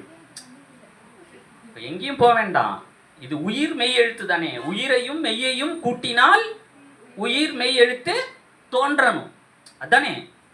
அப்போ இக்கு இருக்கு. ஒரு குழந்தைக்கு மெய்யெழுத்து தெரியும், ஒரு குழந்தைக்கு உயிரெழுத்து தெரியும். அந்த குழந்தைய எளிமையாக உயிர்மெய் எழுத்து சொல்ல வைக்கணும். இதுதான் அடிப்படை அங்கே. ஆனால் அங்கே யார் பாடம் நடத்துகிறாங்கன்னு ஒரு கேள்வி இருக்குது. அதெல்லாம் போனால் ரொம்ப பெருசாக போயிடும். இங்கெங்கேயோ போகிறீங்க சார், ஏன் சார் நமக்கு சார்பெழுத்தை விட்டுட்டு என்னங்கய்யா இங்கெங்கேயும் அழைச்சிட்டு போகிறீங்க? பள்ளி ஆசிரியர்கிட்ட பாடம் கேட்டாலே இதுதான், உலகக்கதை ஊருக்கதைலாம் பேசுறது. அப்படியா? சரி, இல்லை இவ்வளோ பசங்கள்கிட்ட பேசவே முடியாது. அவன் சின்ன பையன் வருவான், அவனுக்கு மதிய சாப்பாடு என்னன்னு தெரியாது, அதை பார்த்துட்டு இருப்பான், என்ன அம்மா வச்சுருப்பாங்க அப்படின்னு அவன் அதை யோசிச்சுட்டு இருப்பான். அதை தாண்டி அவனுக்கு கதைலாம் சொல்லணும், அதை தாண்டி அவனை சிரிக்க வைக்கணும். சிரிக்கவே மாட்டான். அதுவும் அந்த சிபிஎஸ்சி பள்ளிக்கு வர்ற மாணவர்கள்லாம் பார்த்தீங்கன்னா, அவன் ஃபேமிலி அப்படி, குடும்ப சூழல் அப்படி. அவனுக்கு அப்பா வேலைக்கு போயிடுவாங்க, அம்மா வேலைக்கு போயிடுவாங்க, ஒரு ஆயாம்மா கிளப்பி அனுப்பிச்சி விடுவாங்க. அப்படி குடும்ப சூழல். அந்த குழந்தைய குறை சொல்லக்கூடாது. ஏன்னா குழந்தை இருந்து கிளம்பி வர்ற இடம் அப்படியான இடம். அது வேறொரு மனநிலையிலேயே இருக்கும். அதை கேட்டோன்னா அவ்வளோ கதை சொல்லும் அந்த குழந்தை. டாட்டா நமக்கு நம்மளால் அதெல்லாம் தாங்கவே முடியாது. ஆனால் அந்த குழந்தை அதெல்லாம் ஏற்றுக்கிட்டு பள்ளிக்கு வரும். இங்கேருந்து பார்த்தா சிங்கிள் மதர், சிங்கிள் ஃபாதர் இப்படிலாம் இருப்பாங்க. நம்ம வெளி உலகம் வேறையாக இருக்கும். உங்களுக்கு தெரியுமா என்னன்னு தெரில. படித்து முடிச்சுட்டு வெளியில் போங்களேன். இங்கே இருக்கிற உலகம் என்பது வேறு, நீங்கள் சந்திக்கிற உலகம் என்பது வேறாக இருக்கும். அப்போ அந்த குழந்தைய என்ன செய்ய போகிறோங்கிறது தானே நமக்கு கேள்வியாக இருக்குது. அந்த குழந்தைக்கு எப்படி சொல்லிக் கொடுக்க போகிறோம்? அந்த குழந்தைய எப்படி புரிய வைக்க போகிறோம்? ஒரு குழந்தைக்கு புரியவே இல்லைன்னா என்ன செய்யுது? விட்டுற வேண்டியதான். அப்படியே விட்டுட்டு அது என்னவாகுதுன்னு நம்ம பார்த்துட்டே இருக்கணும். அதை மோல்டு பண்ணி அப்படியே கொண்டுட்டு வரணும். அதிலிருந்து அதை வளர்த்து எடுக்கிறதுக்கு முயற்சி பண்ணணும். அது ஓடுற திசையெல்லாம் ஓடி நம்ம தமிழ் சொல்லி கொடுக்கணும். எனக்கு பெங்களூர்லேருந்து ஒரு மாணவர் வருவார் ஆன்லைனில். அவரே ஃபிக்ஸ் பண்ணுவார் டைம். சார் 1/2 hour தான்.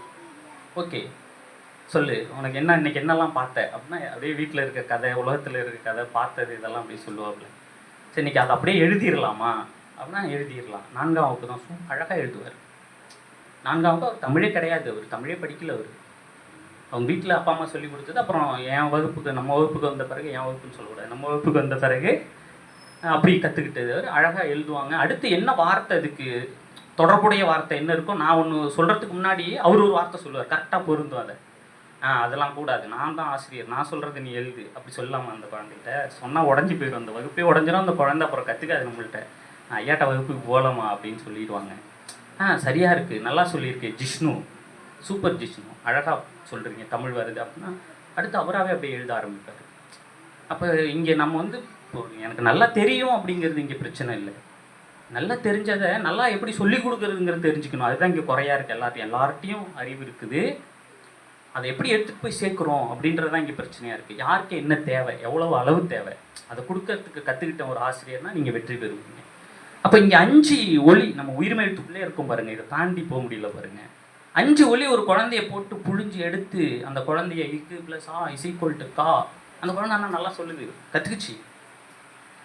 இங்கு ப்ளஸ் ஆ இஸ் ஈக்குவல் டு ஞா அப்படி சொல்லுது அது. ஆனால் அப்படி வேண்டாம். நம்ம உருவாக்கியிருக்கோம். இக்கு குறியீடு வேண்டாம், ஆ இந்த குறியீடு வேண்டாம், கா. இப்போ சேருங்க. இக் க ஆ எப்படி சொல்லணும்? இப்போ நமக்கு ஒரு சந்தேகம் இருக்குது. ஆ எப்படி சொல்லணும் குழந்தைக்கு சொல்லிக் கொடுக்கணும். உங்களுக்கு தெரியும். குழந்தைக்கு எப்படி சொல்லிக் கொடுக்கணும் அப்படின்னா, குறிலெல்லாம் முன்னாடி கழுத்தை வளைக்கணும். அம்மா பக்கெட்டில் தண்ணி எடுத்து வர சொல்கிறாங்க, வாளியில் தண்ணி எடுத்து வர சொல்கிறாங்க. தெரு முனையில் இருக்கிற பம்பில் போய் அங்கே இருக்கிற பக்கத்து வீட்டு அக்காலாம் தள்ளிட்டு விட்டுட்டு அப்படியே அந்த வாளியில் தண்ணி எடுத்து வரணும். தண்ணி எடுக்க போகிறப்ப வாளி எப்படி எடுத்து போவீங்க? நேரம் எடுத்து போயிருங்க, உண்மையே சொல்லணும். அதை இப்படி போட்டு ஆட்டி இப்படிலாம் எடுத்துட்டு அப்படியே ஜாலியாக போய் கழுத்து தலையில மாட்டிட்டு மூஞ்சி தெரியாமல் ஹெல்மெட் மாதிரி போட்டு என்னென்னலாம் பண்ணிட்டு அப்படியே எடுத்துகிட்டு போவோம். திரும்பி தண்ணி தூக்கிட்டு வர்றப்ப எஸ் குட் தம்பி சொல்கிறாரு பாருங்க, இப்படி இப்படின்ட்டு இப்படி சாஞ்சிடும். ஏன் இப்படி சாயிரும்? சயின்ஸ், அறிவியல். இந்த பக்கம் அதிக இடம் இருக்குது, அந்த எடையை சமன்படுத்துவதற்காக இப்படி இந்த பக்கமே நம்ம போனோம்னா டொப்புன்னு அந்த வாளி மேலே இழுத்து நம்மளை தள்ளி விட்டுருவோம். விசை, ஈர்ப்பு விசை போய் வாளி மேலே விழுந்துருவோம். அப்போ அந்த வாளியை வெயிட் எவ்வளோ இருக்கோ அதுக்கேற்ப நம்ம உடம்பு என்ன செய்யுது, இந்த பக்கம் வளைஞ்சிக்கிட்டு அப்படியே இப்படி தூக்கி எடுத்துட்டு அழகாக நடந்து வரோம். போகிறப்ப நேராக போனோம், திரும்பி வர்றப்ப பெண்டை வளைஞ்சிட்டோம். சரிதானே? நம்மளாம் வளைஞ்சோமா? தானாக வளைஞ்சிருச்சு, அதுவாக வளைச்சிருச்சு அப்படின்ற மாதிரி. இப்போ இங்கே ஒரு வெயிட்டுக்கு தக்க மாதிரி நம்ம என்ன செய்கிறோம், நம்ம உடம்பை வளைக்கிறோம். மொழியும் அப்படித்தான். மொழிக்கு ஒரு எடை இருக்கிறது, மாஸ், வெயிட். அதை என்னன்னு சொல்கிறோம் தமிழில்? என்னன்னு சொல்கிறோம்? சொல்லுங்கள், தப்பாக சொன்னாலும் பரவாயில்ல. நான் தான் சொல்லேன், எனக்கே தெரியாது இதெல்லாம். எம்ஏல உட்காந்துருக்கப்ப நான் 0. ஏன்னா நான் பாட்டனி படிச்சு வந்து எம்ஏல உட்காந்துருந்தேன், எதுவுமே தெரியாது.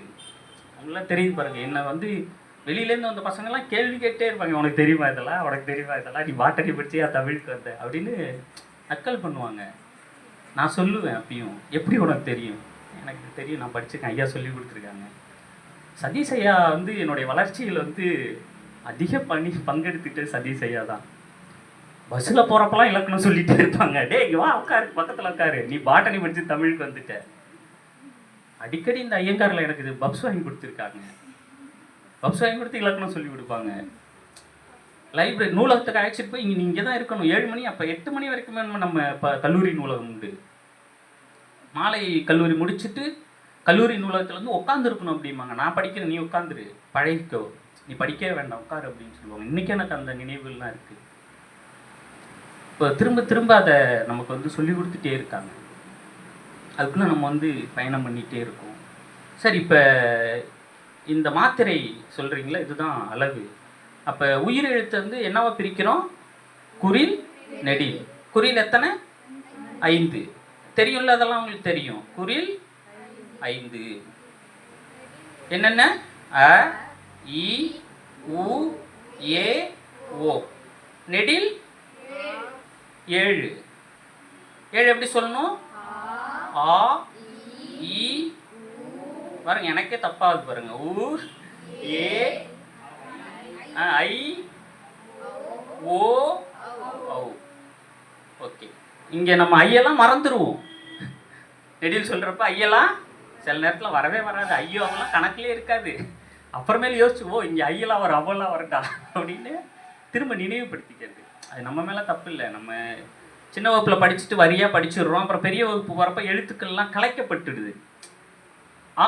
அந்த வரிசை முறையில் இருந்தது அவன், அவள், அங்கே, இங்கேன்னு என்ன செய்கிறோம், சொற்களுக்குள்ளே அப்படி போட்டு கலந்துடுறோம். அப்போ அந்த ஆர்டரை நமக்கு மறந்து போயிடும்.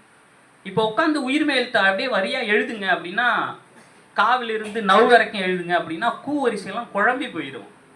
எங்கே கொம்பு வைக்கிறது, எங்கே கொம்பை மாற்றுறதுலாம் தெரியாது.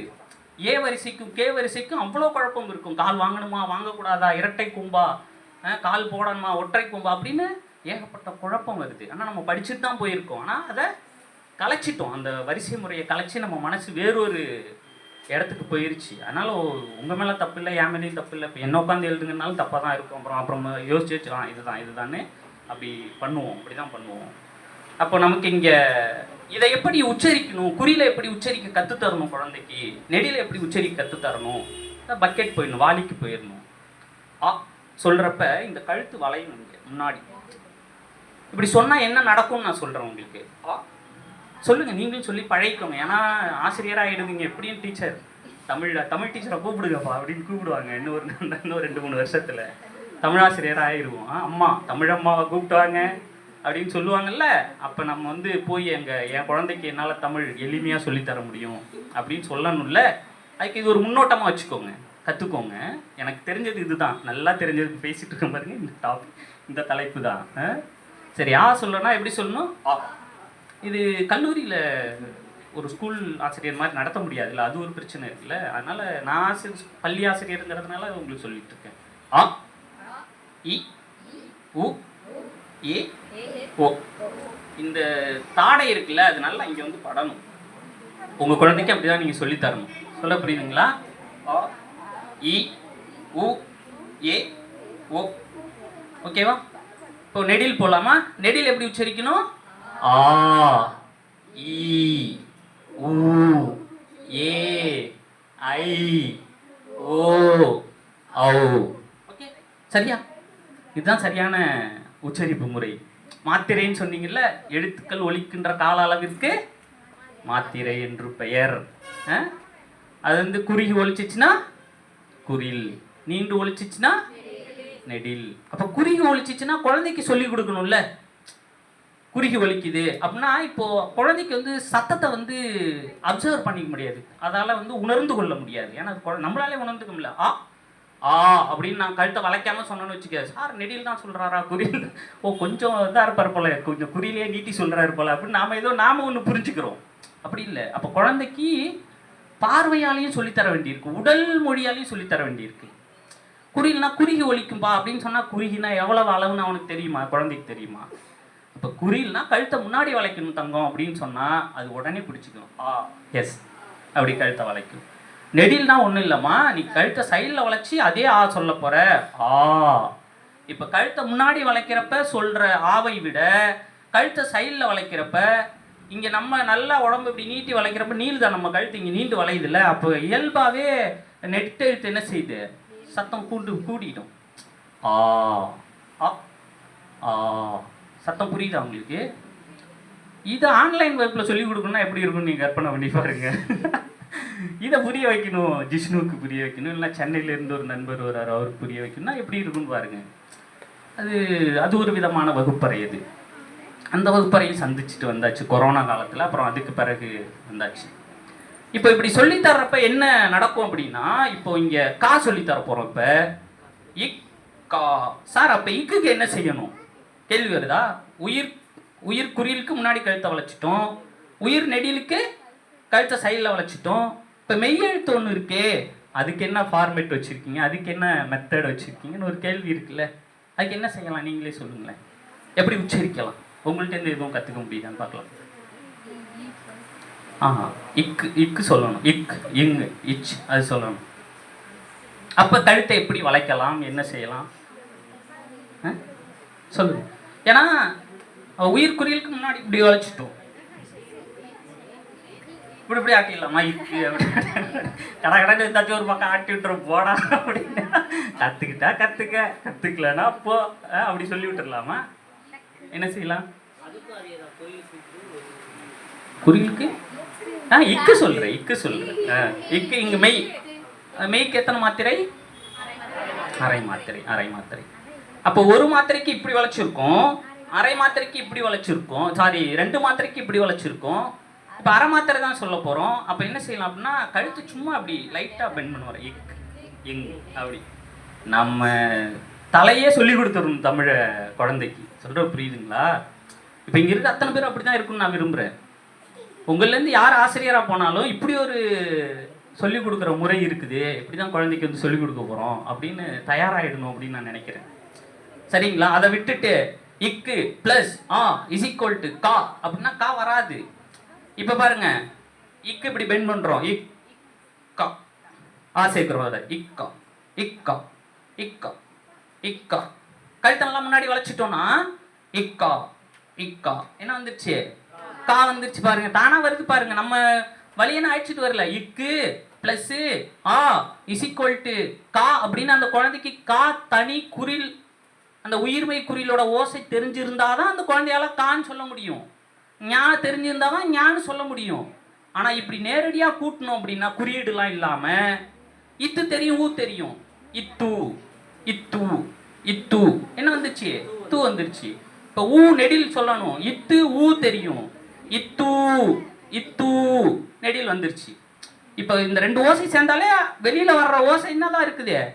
உயிர் மெய் எழுத்தாதான் இருக்குது. இப்படி தான் சொல்லி கொடுக்கணும்னு திரும்ப திரும்ப நம்ம வந்து வலியுறுத்துறோம். இப்படி எளிமையாக்குங்க குழந்தைக்கு சொல்லி கொடுக்கறத. இதை நீங்கள் யார்கிட்டலாம் சார் சொல்லியிருக்கீங்க?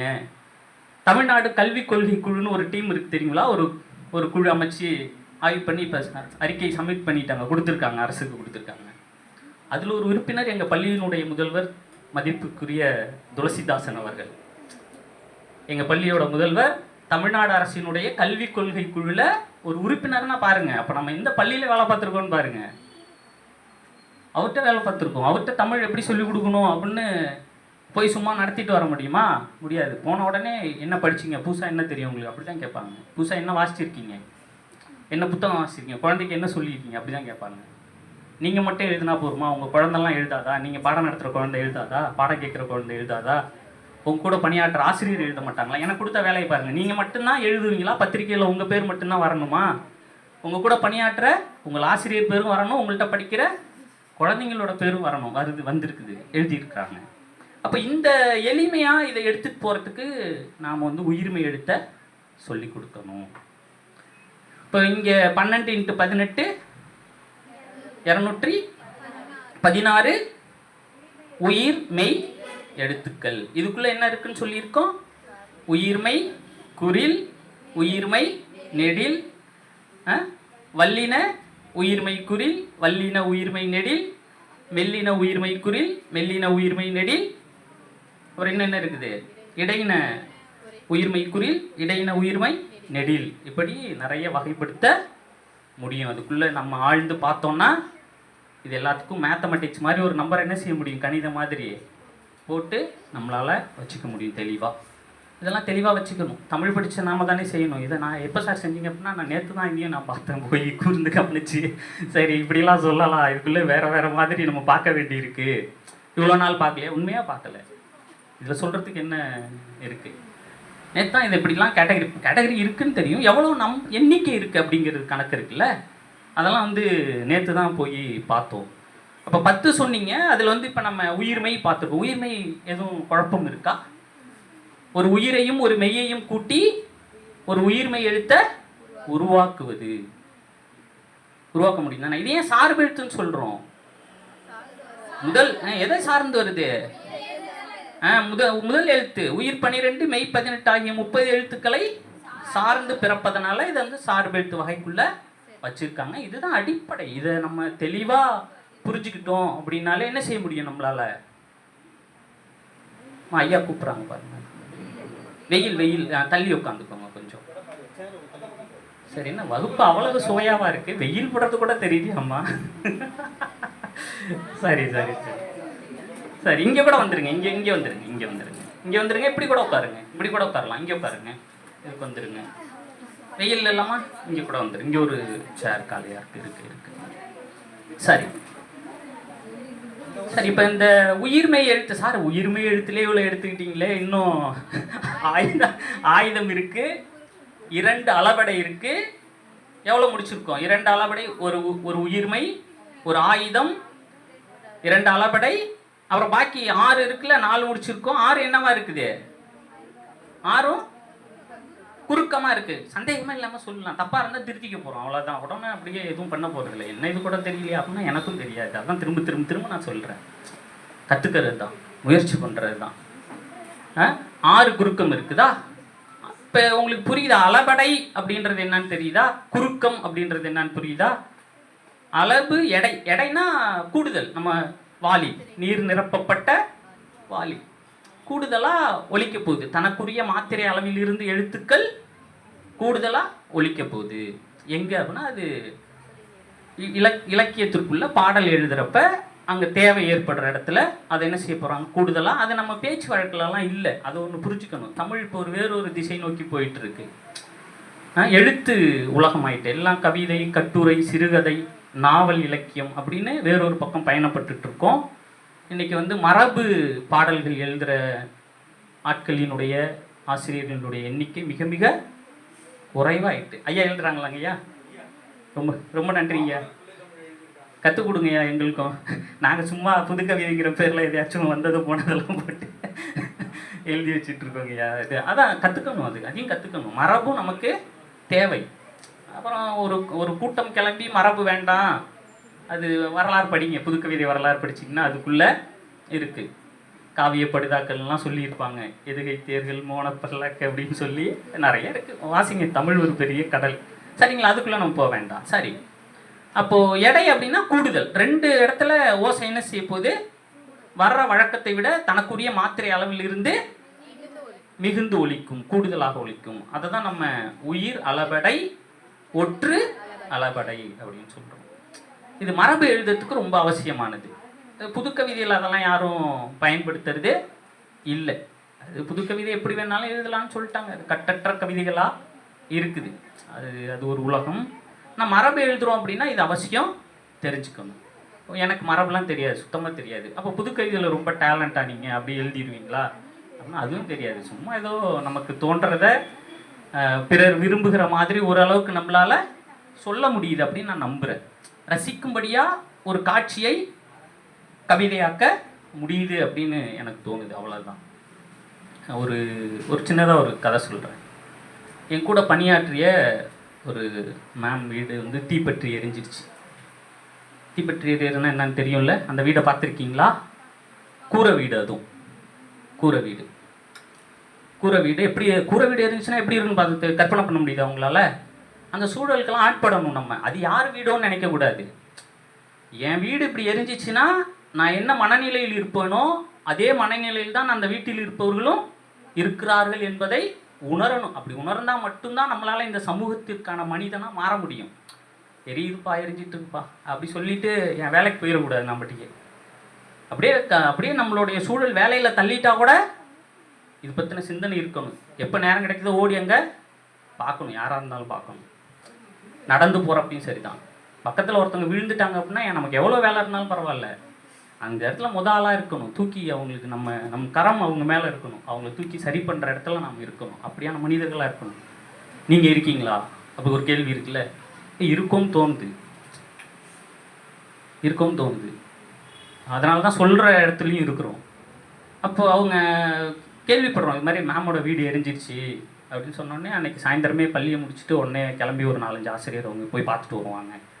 அது போய் பார்க்குறோம், சுத்தமாக ஒரு உயிர்க்குறியில் முன்னாடி இருக்கும், ஒரு வல்லின உயிர்மை எழுத்து பின்னாடி இருக்கிற மாதிரி அகுது, இகுது, எஃகு இது மாதிரி இடங்கள்ல இது சேர்ந்து இயங்குவதா இருக்குது. தனித்து இயங்க முடியாது, சார்ந்து தான் இயங்க முடியும். அதனால் இதையும் நம்ம என்ன செய்கிறோம்?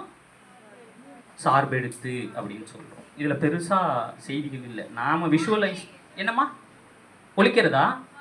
இங்கே ஒலிக்கிறப்ப இது அரைமாத்திரை அளவு தான் ஒலிக்கும், குறுக்கெல்லாம் இல்லை. இங்கே ஆயுத குறுக்கும் பின்னாடி வருது, கால் மாத்திரையாக மாறிடும். அது எங்கன்னு நான் சொல்கிறேன். இங்கே அரைமாத்திரை தான் முழுமையாக ஒலிக்குது. அகுது, அக்கு முழுமையாக தான் இங்கே அரைமாத்திரை அளவு ஒலிக்குது. மாத்திரை அளவில் மாற்றம் இல்லை. சரிங்களா? சரி, இது இப்படி தான் சார்ந்து இயங்கும். இப்போ அளபடை 2 அப்படின்னு நம்ம சொன்னோம். எழுதிக்கிறீங்களா? நான் எழுதி போடட்டுமா? அளபடை 2 இருக்கு. அது உயிர் அளபடை ஃபஸ்ட்டு.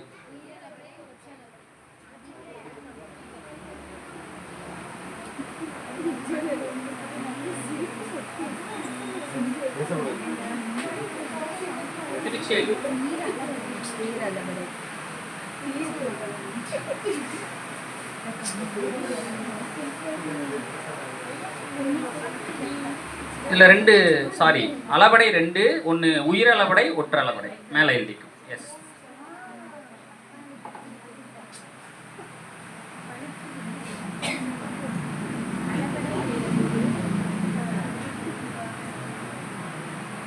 முடிச்சிடலாம்.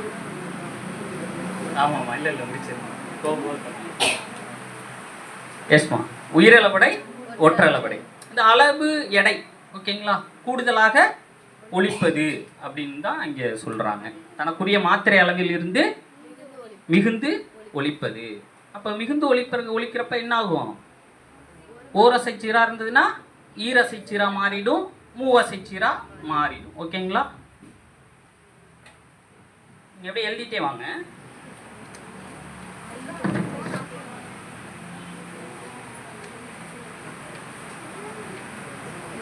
உயிரளப்படையில் ஃபஸ்ட்டு இருக்கிறது வந்து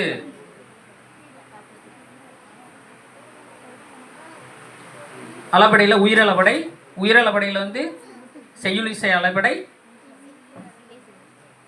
இன்னிசை அளபடை, சொல்லிசை அளபடை. சரிதான் எழுதுங்க. கரெக்டாக தெரியுது உங்களுக்கு தெரிஞ்சதை ஒரு நினைவூட்டல் பண்ணிடலாம். அதில் எதுவும் எனக்கு தெரிஞ்ச சின்னதாக பார்க்க முடியும் அப்படின்னு தெரிஞ்சிச்சுன்னா அதை சொல்கிறேன். அது உங்களுக்கு ஏற்கனவே தெரிஞ்சிருந்தாலும் பரவாயில்ல, தெரியலன்னா கேட்டுக்கோங்க. செய்யுள் இசை அளபடை.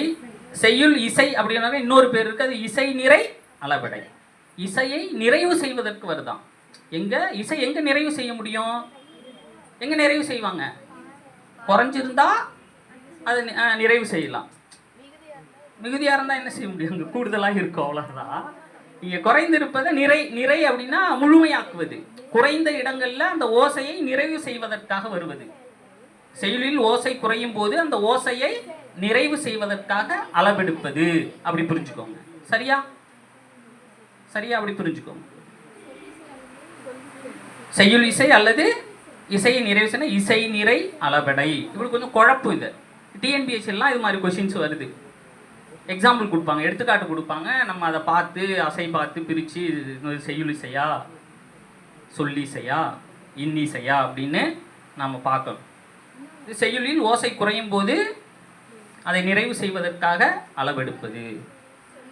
இது அளவெடுப்பதை எப்படி தெரிஞ்சுக்கலாம் அப்படின்னா, அந்த நெட்டெழுத்துக்கு பக்கத்தில் அதனுடைய இணை எழுத்து. இப்போ இணை எழுத்து நமக்கு தெரிஞ்சிருக்கணும். இணை எழுத்துக்கள் தெரியுமா உங்களுக்கு? மாத்திரை தெரியணும், இணை எழுத்துக்கள் தெரிஞ்சிருக்கணும்.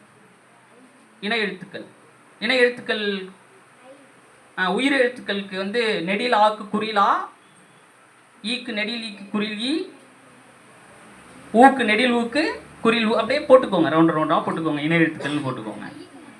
ஐக்கு இருக்கு ஐ. ஐன்னு சொல்கிறப்ப ஈ உச்சரிப்பு முடியுதுங்களா? ஐ, ஔ, ஊ, ஊ. ஓகே, அவ்வளோதான். தெரியுது பாருங்க. ஏக்கு ஏ. என்ன குழப்பம் சொல்லுங்க. இல்லை கேளுங்க, எனக்கு தெரிஞ்சா சொல்கிறேன், தெரியலன்னா தெரியலன்னு சொல்லிடலாம். சரியா? கொஞ்சம் விரைவாக போகலாம். சரிங்களா? இப்போ நமக்கு இதுவும் தெரிஞ்சிருக்கணும். சார்பு எழுத்து தெரிஞ்சுக்க போகிறப்ப மாத்திரை அளவு தெரியணும், இணை எழுத்துக்கள் தெரியணும், அப்புறம் அசை பிரிக்க தெரிஞ்சிருக்கணும். இதெல்லாம் கற்றுக்கணும் நம்ம. சரிங்களா? இதை மூணையும் மனசில் வச்சுக்கணும். சரி, இது எங்கெங்கெல்லாம் அளவெடுக்கும் அப்படின்னா, சொற்களினுடைய முதல், இடை, கடை அப்படி 3 இடத்துலையும் இது என்ன செய்யும்? செய்யுள் செயலபடை அளவெடுக்கும், கூடுதலாக வரும்.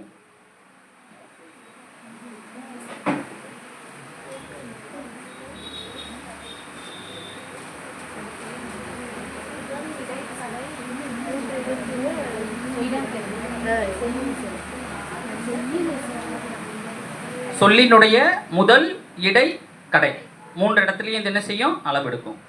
நான் எடுத்துக்காட்டு எழுதுறேன்.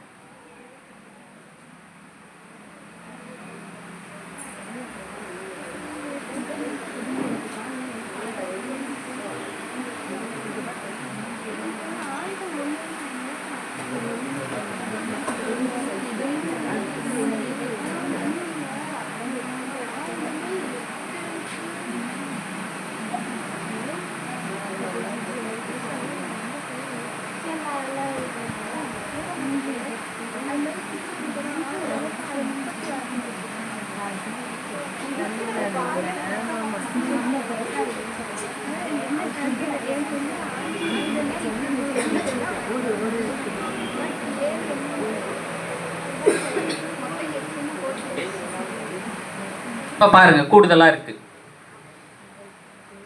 போய் அப்படின்றது போய் கொஞ்சம் நீட்டி ஒலிக்கணும். ஒரு மாத்திரை அளவு அங்கே என்ன செய்யுது? கூடுறதுனால இந்த போய்க்கும் அந்த போய் அதுக்கும் என்ன செய்யணும்? நீட்டி ஒலிக்கணும். அளவெடுத்தா கூடுதலாக ஓசை சொல்லணும். உரார்க்கு படா இறுதியில் கடை. இப்படி செய்யுள் இசை அளவடை அல்லது இசை நிறை அளவடை. செய்யுளில் ஓசை குறையும் இடத்து அந்த ஓசையை நிறைவு செய்வதற்காக அளவெடுப்பது. எங்கெங்கெல்லாம் அளவெடுக்கும் அப்படின்னா, சொல்லினுடைய முதல், இடை, கடை 3 இடத்துலையும் அது அளவெடுக்கும்.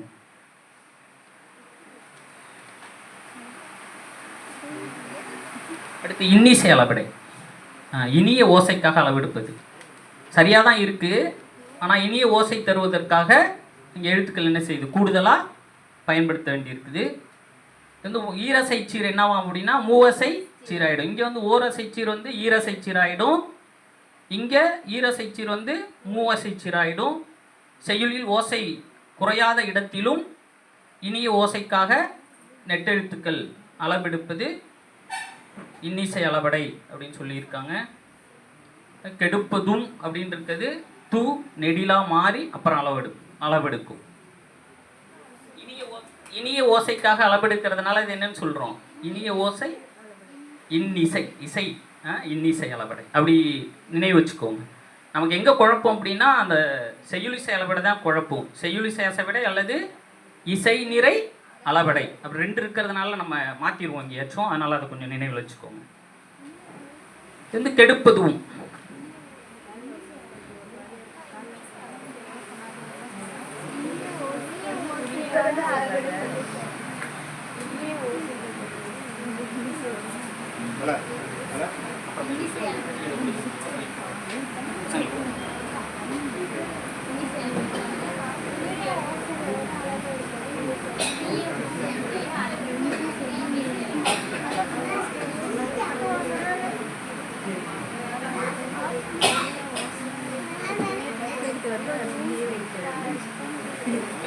கவனிங்க, கெடுப்பதும் அப்படின்னு இருக்கிறது தூ இந்த குறியில் வந்து என்ன ஆகுது? நெடிலா மாறி அப்புறம் அதோட இணை எழுத்து பக்கத்தில் வருது. ஓகேவா? புரியுதா? இங்கே இந்த தூ என்ன ஆகுது? நீண்டு ஒலிக்குது, தூ அப்படின்னு மாறுது. குறியில் நெடிலாகி அப்புறம் அதோட இணை எழுத்தை இங்கே என்ன செஞ்சுருக்கோம்? போட்டிருக்கோம். கெடுப்பதும். ஓகேவா?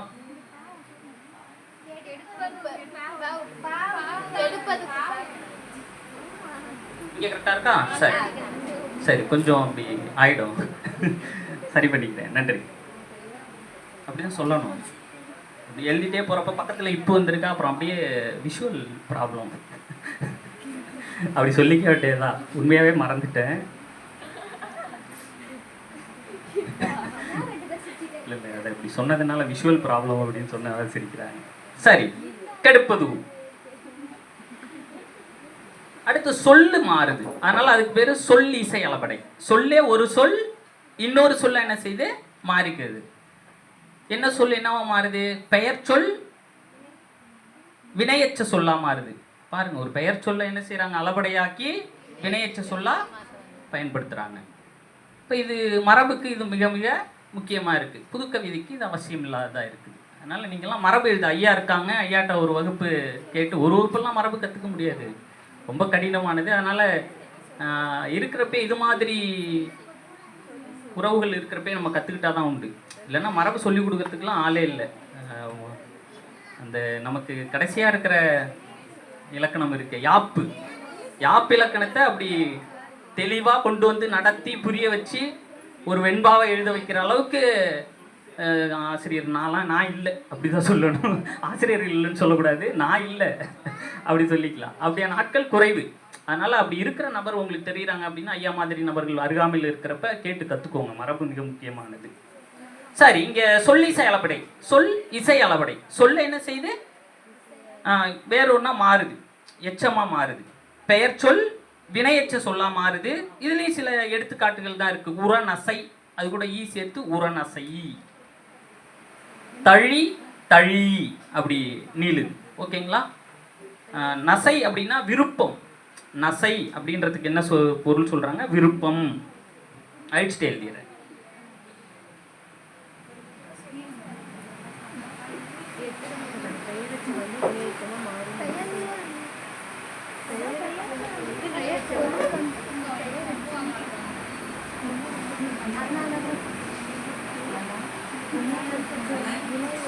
என்ன ஆகுது? பெயர் சொல் வினையச்சமாக மாறுது.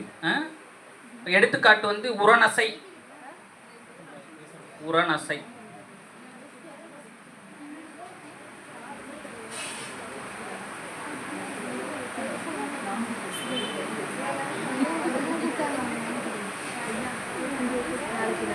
விருப்பம் விரும்பி அப்படின்னு மாறுது. தழி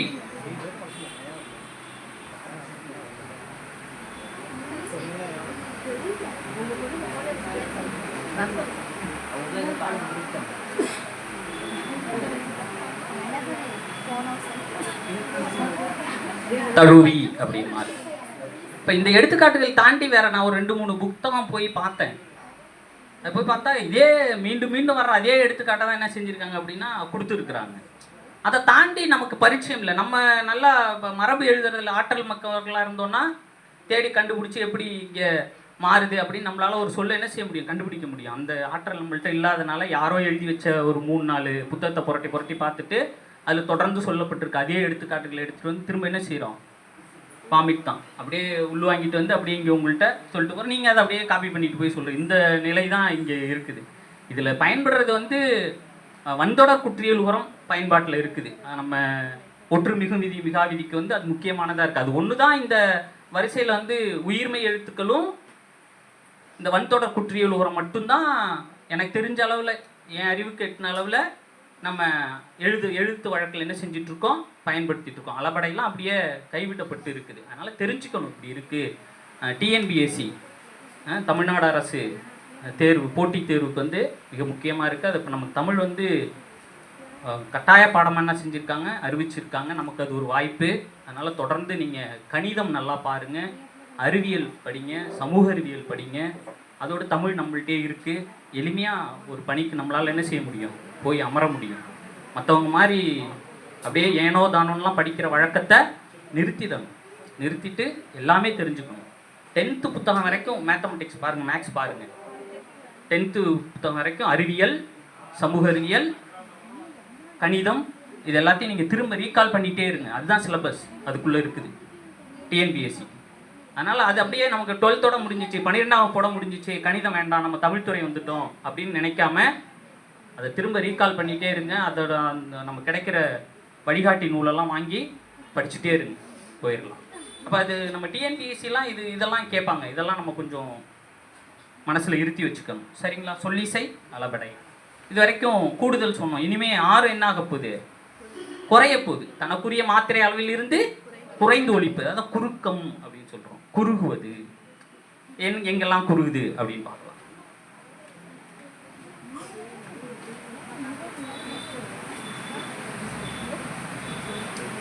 சரி, மன்னிக்கணும், உயிர் அளபடை பார்த்துட்டோம் 3. இன்னொன்று இருக்குல்ல, அளவெடுக்கிறது, ஒற்று அளபடை. எஸ், இப்போ தான் சொன்னேன் பக்கத்தில், அதுக்குள்ளே கண்டுபிடிச்சிட்டீங்க. எஸ்மா, கரெக்டு தான். சரி, ஒற்று அளபடை, ஒற்று எழுத்து, ஆயுதம் அல்லது ஒற்றுன்னு படித்தோம்ல. சாரி, சரியாக சொல்கிறேண்ணா? ஒற்று அளபடைன்றது ஆயுதம் வருமா? வராது. ஆனால் மாத்திரை அளவு. ஆனால் அதுக்கு பேர் தனிநிலை அப்படின்னு பேர். அப்போ ஒற்றுன்றது எதை தான் சொல்கிறோம், 18 மெய்யெழுத்துக்கள். எஸ், தெளிவாக இருக்கீங்க தானே? அதில் 18 மெய்யும் வந்து அளவெடுக்குமா அப்படின்னா அளவெடுக்காது.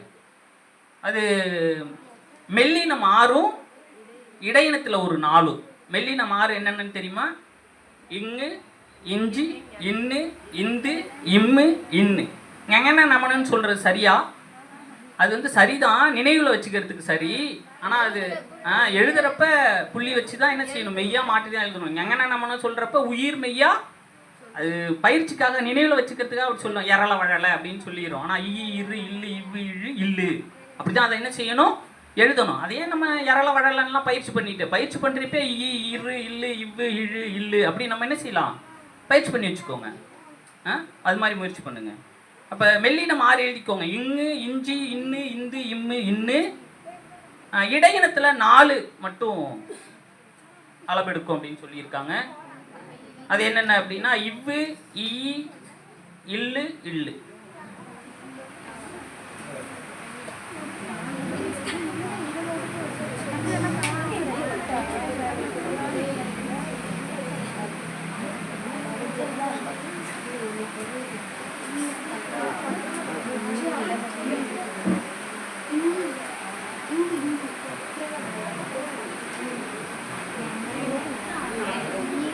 இவ்வு, ஈ, இல்லு, இல்.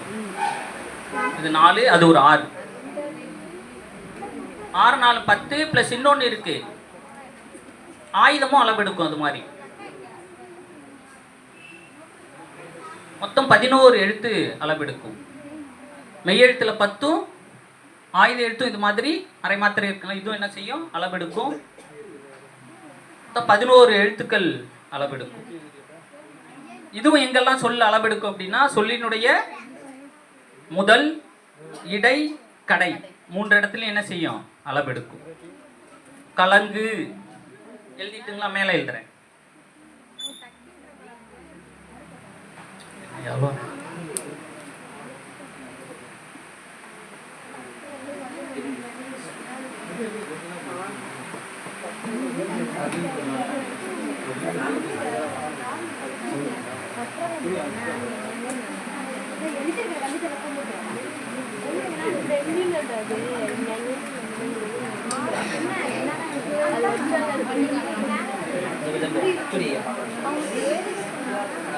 கவனிமா.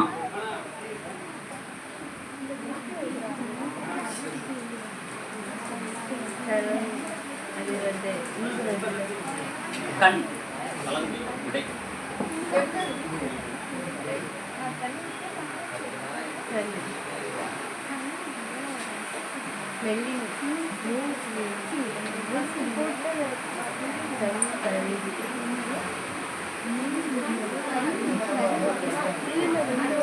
இப்படி கண் கருவிலை அப்படின்ற வர சொல்ல என்னென்ன செய்யும்? இங்க இணை எழுத்து இல்லை, அந்த ஒற்றை என்ன செய்யும்? பக்கத்துல தன்னொற்று இரட்டல் வராது, அது புணர்ச்சியில் வரும்.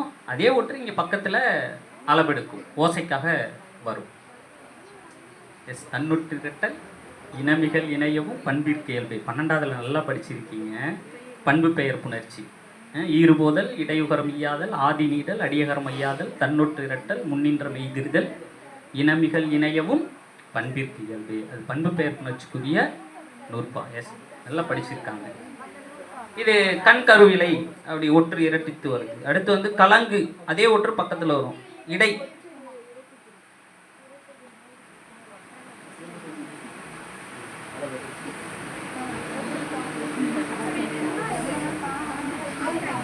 இது மாதிரி வேற எடுத்துக்காட்டுகளும் இருக்குமா? நம்ம தேட வேண்டியிருக்கு. கடை, இந்த விடம் அப்படின்ற சொல் வந்து இங்கா மாதிரி விடம் கலந்தனை அப்படின்னாரு.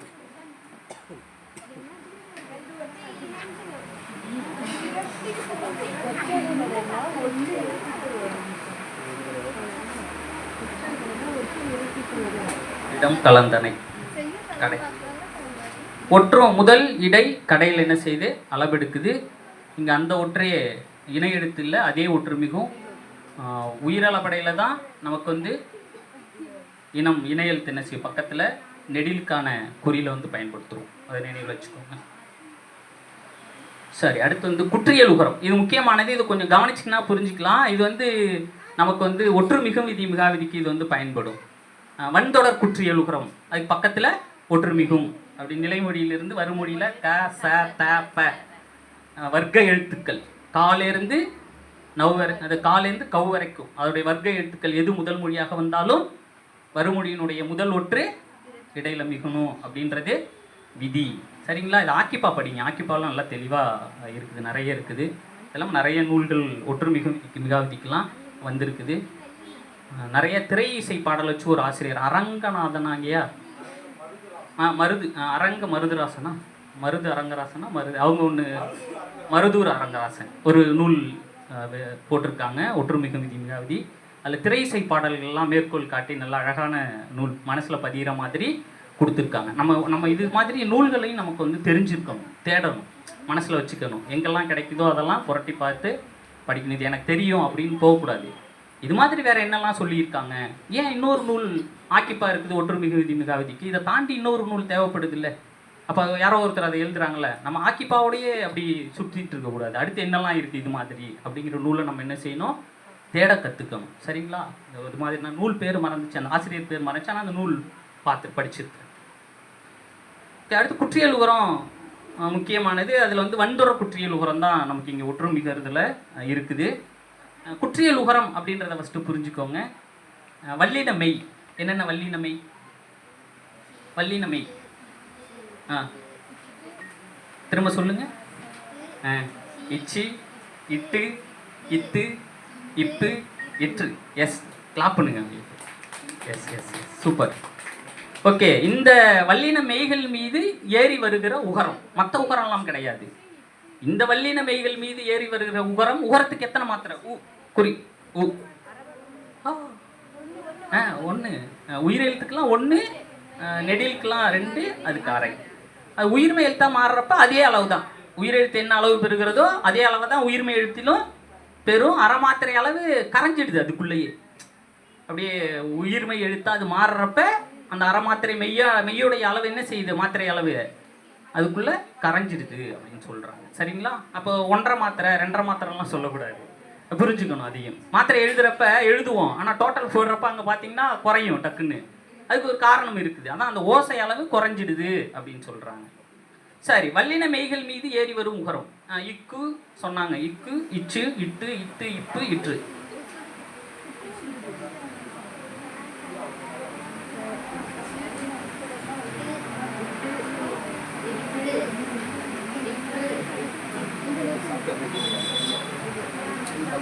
சரியா எழுதிட்டேனா? இங்கே நான் குறியீடு போடலை பாருங்க, குறியீடு போடலை, நீங்க மனசுல வச்சுக்கோங்க. அப்பதான் நம்ம வந்து இக்கு, இச்சு, இட்டு இங்க பிளஸ்லாம் பண்ணோன்னு வச்சிங்களேன், உயிர்மை எழுத்து என்ன செய்யாது? வராதுன்னு சொல்லியிருக்கோம். இக்கு பிளஸ் உ கு அப்படி வராது. இக்கு, இச்சு, இட்டு அப்படி சொல்லணும். சரியா? இட்டு. எஸ்மா எஸ்மா எஸ்மா.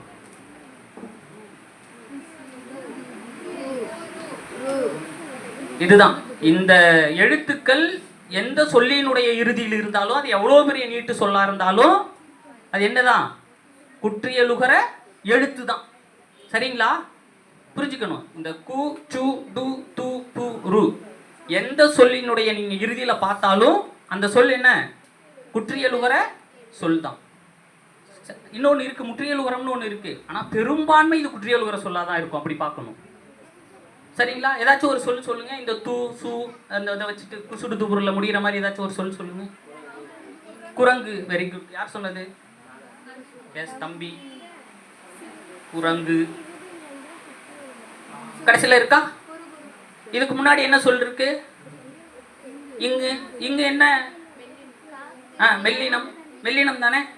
அப்ப இது என்ன வகை குற்றியல் உரத்துல? இப்ப மெல்லின எழுத்தை தொடர்ந்து குற்றியல் உர சொல் வந்து இருக்கிறதுனால மென்தொடர் குற்றியல் உரம். எழுதிக்கோங்க. நீங்களே தான் சொல்றீங்க, நான் சொல்ல, நீங்களே தான் சொல்றீங்க. எழுதிக்கோங்க. குற்றியல் உரத்தின் வகை: நெடில் தொடர், ஆயுத தொடர், உயிர் தொடர், வன்றொடர், மென்றொடர், இடைத்தொடர். 6 இருக்கு. சரிங்களா? அதுல ஒன்று பார்த்துட்டோம். நீங்களே சொல்லிட்டீங்க. குரங்கு குற்றியல் உர சொல் கு இருக்கு. அதுக்கு முன்னாடி இங்கு இருக்கு. இங்கு என்ன எழுத்து? என்ன இனம்? நம்ம இங்கு, இஞ்சி, இன்னு, இந்து. இன்னொன்று என்ன? இத்தெல்லாம் வர இத்து வல்லினத்துல வரும். சரியா? திரும்ப திரும்ப பயிற்சி பண்ணுங்க, வந்துடும். சரி, இது மெல்லின எழுத்தை தொடர்ந்து குற்றியல் உகர சொல் வந்திருக்கிறதுனால இது என்ன எக்ஸாம்பிள்? மென்தொடர் குற்றியல் உகரம். பார்க்க தெரியுதா? அப்போ மென்தொடர் குற்றியல் உகரம் எதுன்னு தெரிஞ்சா இன்னொரு ஏதாச்சும் ஒரு எழுத்து சொல்லுங்க. பாக்கு. எஸ், நன்றி, வந்துட்டோம். 2வது பாக்கு. வல்லின எழுத்து தொடர்ந்து குற்றியல் உகரம் சொல்ல வந்திருக்கிறதுனால வன்தொடர் குற்றியல் உகரம். 2 முடிச்சு. அடுத்து இன்னொரு எக்ஸாம்பிள், எடுத்துக்காட்டு சொல்லுங்க. நாக்கு. நாக்கு வன்தொடர் தான். இக்கு நாக்கு. சொன்னதே சொல்ல வேண்டாம், வேற அந்த இடத்த மாத்தி போடுங்க. வல்லினம், மெல்லினம், இடையினம் அது எல்லாத்தையும் மாத்தி போட்டு. கிழங்கு. அதான் மென்தொடர். மென்தொடர். சரி, நான் சொல்றேன். நீங்க அப்புறம் இது மாதிரி யோசிச்சு பாருங்க. எங்கெல்லாம் இனிமே கூ, சூடு, துபுரு பார்க்குறோமோ இந்த கூக்கு முன்னாடி என்ன எழுத்து இருக்குன்னு பார்த்து அது என்ன வகையான குற்றியல் உகரம்னு உங்களால என்ன செய்ய முடியும்? கண்டுபிடிச்சிட முடியும். சரிதானே? அப்ப நம்ம யோசிக்கணும். ஒரு சொல் கையில கிடைச்ச உடனே கூ முடிஞ்சிருக்கு, சூ முடிஞ்சிருக்கு, தூ முடிஞ்சிருக்கு. அப்ப இது வந்து என்ன வகையான குற்றியல் உகர சொல் அப்படின்றத யோசிச்சு பாருங்க. ஓகேங்களா? அகுது. அகுது என்ன? ஆயுத தொடர் குற்றியல் உகரம். தூ இருக்கு பாருங்க. கூ, சூடு, தூ, புரு இந்த எல்லாமே வரணும். ஓகேங்களா? ஆயுத தொடர் குற்றியல் உகரம். வரகு. இந்த உயிர் தொடர் கொஞ்சம் யோசிச்சு பார்க்கணும். உயிர் எழுத்தை தொடர்ந்து குற்றியல் உகர சொல் வந்திருக்கணும். இங்க உயிர் மெய் எழுத்து இருக்கு. இதை பிரிச்சோம்னா இரு குட்டலா. இங்க பாருங்க, இந்த உயிர் எழுத்து இருக்கு பாருங்க. இதை எப்படி புரிஞ்சுக்கணும்? கொஞ்சம் உள்ளார போய். சரிங்களா? இருக்கிறதுனால உயிர் எழுத்து. உயிர் எழுத்தை தொடர்ந்து குற்றியல் உகர சொல் வந்திருக்கிறதுனால உயிர் தொடர் உயிர் எழுத்து தானே, ஆனால் உயிர் தொடர் குற்றியல் உகரம் அப்படின்னு நினைவில் வச்சுக்கோங்க. வரகு எழுதிட்டோமா, பொக்கு சங்கு எழுதியாச்சு. அடுத்து மார்பு, எரள வழல, இடைத்தொடர் குற்றியல் உகரம், இடைத்தொடர் குற்றியல் உகரம். நெடில் தொடர் விட்டிருக்கும், நெட்டெழுத்தை தொடர்ந்து குற்றியல் உகரம் சொல் வரணும். வீடு பாகு 2 எழுத்துல தான் இருக்கும் நெடில் தொடர். வீடு, ஆடு, காடு, இப்படி 2 எழுத்துல குஜுருத்து பொருள் முடிஞ்சு இருந்துச்சுன்னா அது, இது குறிலா இருந்ததுன்னா முற்றியல் உகரமா மாறிடும். விடு அப்படின்னு சொல்றப்போ டூ தனக்குரிய 2 ஒரு மாத்திரையாலும் என்ன செய்யுது, முழுமையா ஒலிக்குது. அது முற்றியல் உகரமா மாறிடும். அது முற்றியல் உகரம்னு ஒன்று இருக்கு, அதை நீங்க தேடுங்க. சரிங்களா? இப்ப புரிஞ்சா? வல்லின மெய்கள் மீது ஏறி வருகிற உகரம் தனக்குரிய ஒரு மாத்திரை அளவில் இருந்து குறைந்து அரை மாத்திரை அளவாக ஒலிக்கும். அது வந்து எத்தனை வகைப்படும்? 6 வகைப்படும் அப்படின்னு சொல்லியிருக்கோம். அது என்னென்ன? நெடில் தொடர், ஆயுத தொடர், உயிர் தொடர், வன்தொடர், மென்தொடர், இடைத்தொடர் குற்றியல் உகரம். அந்த கடைசி எழுத்துக்கு முன்னாடி இருக்கிற என்ன எழுத்து இருக்குன்னு பார்த்தோம்னா அந்த 6 வகை எழுத்துக்கள் நம்மளால என்ன செய்ய முடியும், ஈஸியா கண்டுபிடிக்க முடியுது. என்ன வகையான குற்றியல் உகரம் நம்மளால சொல்லிட முடியும். பயிற்சி பண்ணணும். எழுத்துக்கள் கிடைக்கிறப்பலாம் ஒற்று மிகு விதி மிகாவிதியும் அப்படிதான். எங்கெல்லாம் தொடர் பார்க்குறோமோ, சொல் பார்க்குறோமோ, சேர்த்து எழுதியிருக்காங்களோ, இங்கே மிகுமா மிகாதா அப்படின்னு யோசிச்சு பார்த்து நம்ம போய் ரெஃபர் பண்ணி பார்த்தோன்னு வச்சுக்கோங்க, ஈஸியாக அதெல்லாம் நம்மளால் கண்டுபிடிச்சிட முடியும். அதுக்கான விதிகளையும் நம்மளால் திரும்ப படிக்கிறதுனால மனசில் பதிய வைக்க முடியும். மீண்டும் மீண்டும் பார்ப்பதும் படிப்பதும் மட்டும்தான் சரியாக இருக்கும். சரிங்களா? அடுத்த அளவடை குற்றியல் உகரம் பார்த்துட்டு இருக்கோம். குற்றியல் உகரம். அடுத்து குறுக்கம் அப்படின்னு சொல்கிறோம், அது குறுகி ஒலிப்பது தான். ஐகார குறுக்கம். ஐ அப்படின்ற எழுத்துக்கு எத்தனை மாத்திரை தனித்து ஒலிக்கிற பொழுது ஐ 2 மாத்திரை அளவு ஒலிக்கும். அது சொற்களில் வர்றப்ப அதோடைய அளவு 2 மாத்திரை அளவு குறைந்து ஒலிக்கும். அது சொல்லுக்கு வந்துட்டாலே தனித்து ஒலிக்கிற போது மட்டும்தான் ஐயாவும் 2 மாத்திரை. மற்ற எல்லா இடங்கள்லையும் அது குறுகி தான் ஒலிக்கும். நான் கூட யோசிச்சது உண்டு, இந்த ஐயாவு வரிசையை வந்து குழந்தைக்கு குறிலாவே சொல்லி கொடுத்துடலாம் அப்படின்னு யோசிச்சுட்டே இருக்கேன். அப்படி ஆனால் சதீஷையாட்டா கேட்குறப்ப அப்படி சொல்லி கொடுக்கக்கூடாது, தப்பாக போயிடும். ஏன்னா அது தனித்து ஒலிக்கிறப்பனா ஐ அவு சொல்கிறானே ஒழிஞ்சு, அது சொற்களில் போகிறப்ப எல்லா இடங்களிலும் குறுகி தான் ஒலிக்குது. எங்கேயுமே 2 மாத்திரையாலும் ஒலிக்கிறது இல்லை. அப்போ அவங்க குழந்தைக்கு நம்ம இப்போ ஐ அப்படி சொல்லி கொடுத்துருமா, கூன்னு சொல்லி கொடுக்குற திரும்ப சொற்களில் ஐ வர்றப்ப அவன் வந்து குறுகி ஒலிக்குது. கழுத்து முன்னாடி வளைக்கிறான் சொல்கிறப்பயே. ஐயா அங்கே தனியாக சொல்கிறப்ப ஐன்னு கழுத்து சைடில் வளைச்சோம், இப்போ சொல்ல வர்றப்ப கழுத்து முன்னாடி வளையுதுங்கயா அப்படிங்கிறான் குழந்தை. அப்போ அவனுக்கு சொல்ல வேண்டியிருக்கு, இது தனிச்சு ஒலிக்கிறப்ப தான்ப்பா 2 மாத்திரை இருக்குது, சொல்ல வர்றப்ப குறியிடுதுடா அப்படின்னு அந்த குழந்தைக்கு, ஒரு 1ஆம் வகுப்பு குழந்தைக்கு புரிய வைக்க முடியல, கஷ்டமாக இருக்குது. சொல்ல வேண்டியது அவனுக்கு குறுக்கெல்லாம் நடத்த முடியுமா அந்த குழந்தைக்கு? பாருங்க, நம்ம சொல்லி கொடுக்குற சரியான வழியில் போகிறோம். தனித்து ஒலிக்கிறப்ப நெடியில் வந்து ஆ இ உ ஏ அப்படி சொல்லி ஐ அப்படி சொல்லி கொடுத்துட்றோம். அவனும் கழுத்தை வளைச்சிடுறான். ஆனால் சொற்களுக்குள்ள அவன் சொல்லி எழுதுறப்ப இப்போ பை அப்படின்றப்ப பை பாருங்களேன், இப்படி பை அப்படி எழுத முடியல, பையனு குறுகிடுது, முதல் குறுகிடுது பாருங்க. அப்போ பை நாம எழுதுறப்ப கழுத்து முன்னாடி வளையுது, ஐயா பையன்னு சொல்றப்ப முன்னாடி வளையுது அப்படின்றான். புரியுதுங்களா உங்களுக்கு? அப்போ தமிழ் இப்படி ஒரு குழந்தைக்கு புரிய வைக்கிற இடம்லாம் சிக்கலான இடங்களா இருக்குது, அதை நம்ம புரிஞ்சுக்கணும். சரி, ஐயாவும் தனித்து ஒலிக்கிற பொழுது தான் 2 மாத்திரை அளவு ஒலிக்கும். அது சொற்களுக்குள்ள வந்துருச்சு அப்படின்னா சொல்லா உருவாக்குறப்ப அது தன்னுடைய 2 மாத்திரை அளவில் இருந்து குறுகி தான் ஒலிக்கும். 1.5 மாத்திரை 1 மாத்திரை அளவா அது ஒலிக்குது. அது எங்க ஒலிக்கும்னா முதல் இடை கடை. சொல்லினுடைய முதல்லையும் ஒலிக்கும், இடையிலும் குறுகி ஒலிக்கும், கடையிலும் குறுகி ஒலிக்கும். குற்றியல் இகரம் சொல்றேன். குற்றியல் உகரம் தனி, குற்றியல் இகரம் தனி. ஈ குறுகி ஒலிக்கும், அது சொல்றேன். ஐகார குறுக்கம் வந்துருங்க. சொல்லினுடைய முதல் இடை கடை 3 இடத்திலும் தனக்குரிய 2 மாத்திரை அளவில் இருந்து குறைந்து ஒலிக்கும். சொல்லினுடைய முதல்ல ஒலிக்கிறப்ப வந்து 1.5 மாத்திரை அளவு அது என்ன செய்து ஒலிக்குது. ஐயனார்.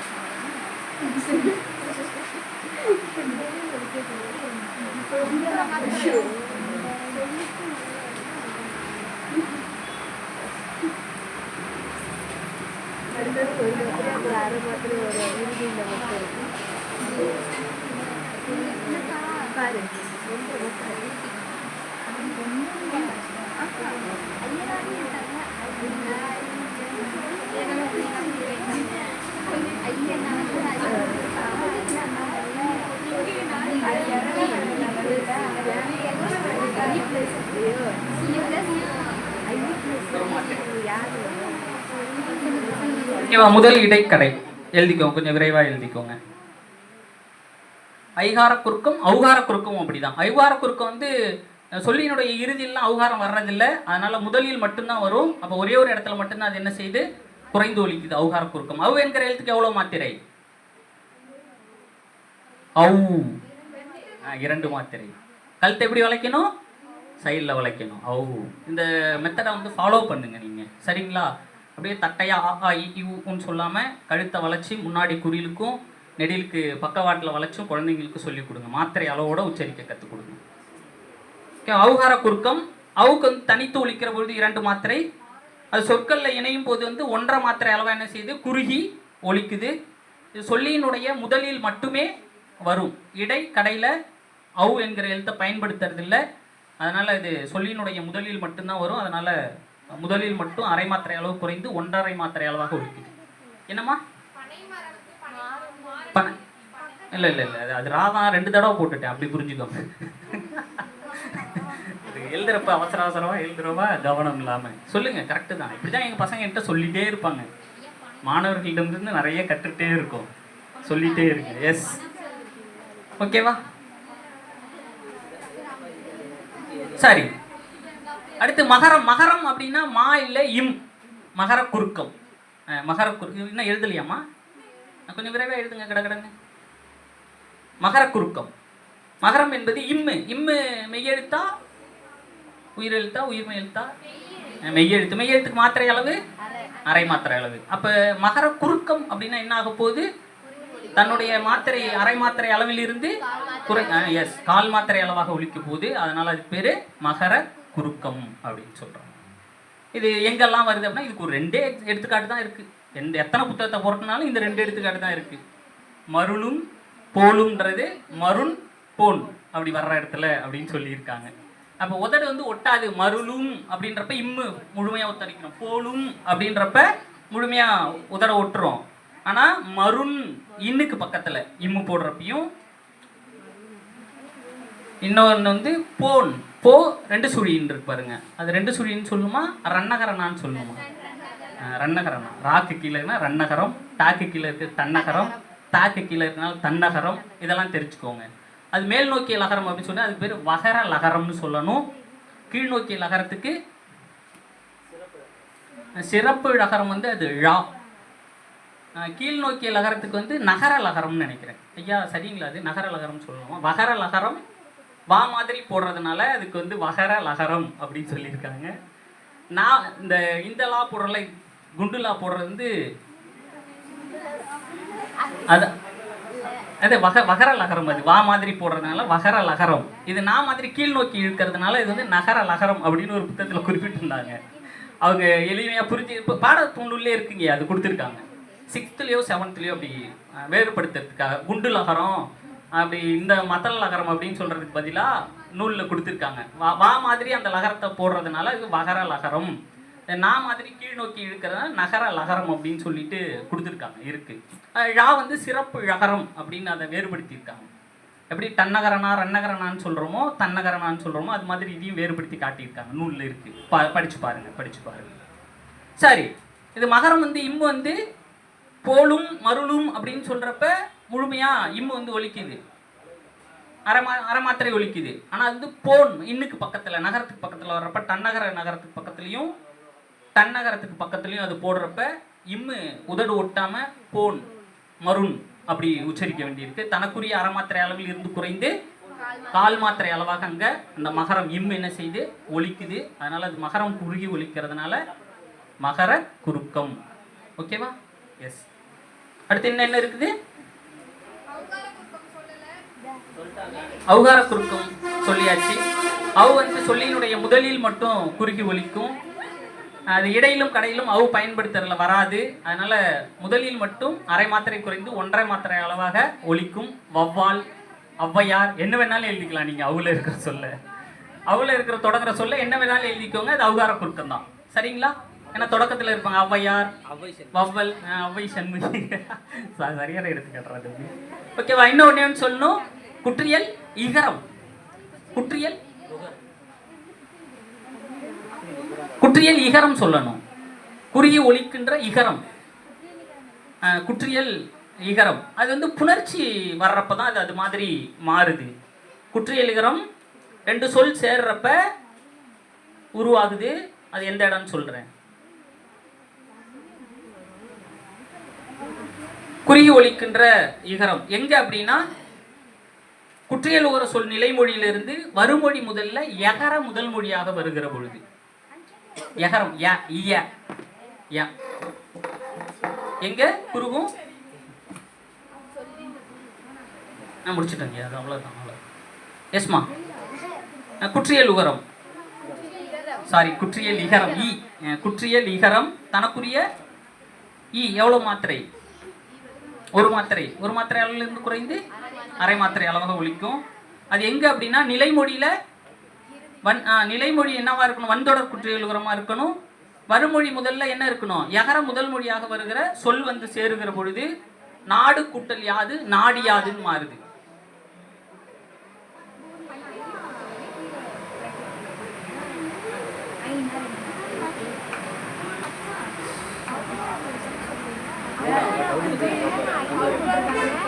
இந்த ஈ தான் தனக்குரிய 1 மாத்திரை அளவில் இருந்து குறைந்து அரை மாத்திரை அளவாக ஒலிக்குது. இப்படி புணர்ச்சியில அது இருக்குது. ஓகேங்களா?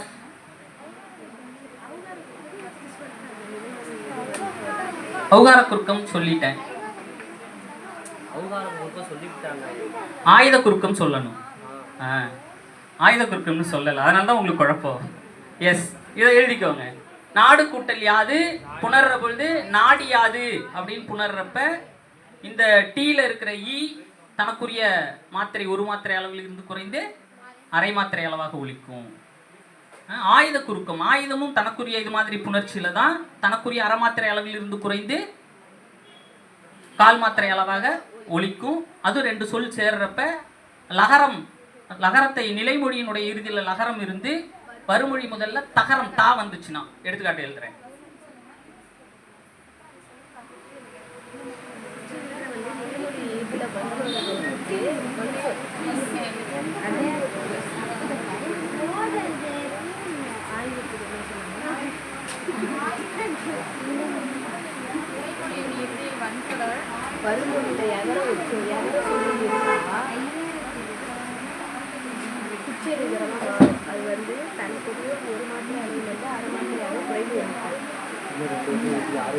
சரியா?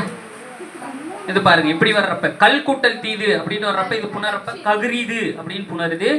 இங்க அக்கு தோன்றுது பாருங்க. இந்த தோன்றுகிற அக்கு வந்து தனக்குரிய அரை மாத்திரை அளவில் இருந்து குறைந்து 1/4 மாத்திரை அளவாக ஒலிக்குது. லகரம் நிலைமொழியினுடைய இறுதியில லகரம் இருந்து வருமொழியின் முறையில தகரம் வந்து சேருகிற பொழுது உருவாகுகிற தோன்றுகிற ஆயுத எழுத்து தனக்குரிய அரை மாத்திரை அளவில் இருந்து குறைந்து 1/4 மாத்திரை அளவாக ஒலிக்கிறது. ஆயுதம் தன்னுடைய மாத்திரை அளவில் இருந்து குறைந்து ஒலிப்பதனால இது ஆயுத குறுக்கம் அப்படின்னு சொல்றோம். ஓகேவா? 10 சொல்லியிருக்கோமா? இதுல சந்தேகம் எதுவும் இருக்கா? நேரம் ஐயா முடிச்சிடலாங்களா? சரி, வேற எதுவும் சொல்றீங்களாமா? எதுவும் புரிஞ்சிச்சா? புரிஞ்சிருக்க மாதிரி இருக்கு. வீட்டில் போய் திரும்ப ஒரு நினைவூட்டல் பண்ணி பாருங்க. திரும்ப நினைவுபடுத்தி பார்த்தா தான் வரும். எனக்கு தெரிஞ்ச அளவில் நான் சொல்லியிருக்கிறேன். அது நிறைவாக இருக்கும் அப்படின்னு நான் நம்புகிறேன். நிறைவாக இருந்துச்சா? ஏதோ இருந்துச்சு. எஸ், நிறைவாக இருந்துச்சு. நன்றி. சும்மா சொல்கிறீங்களா? இல்லைங்க. சரி, இல்லை இவ்வளோ தூரம் வந்திருக்காங்களே நமக்காக அப்படி சும்மா சொல்லி வைப்போம் அப்படிலாம் இல்லை. புரியலன்னா புரியல.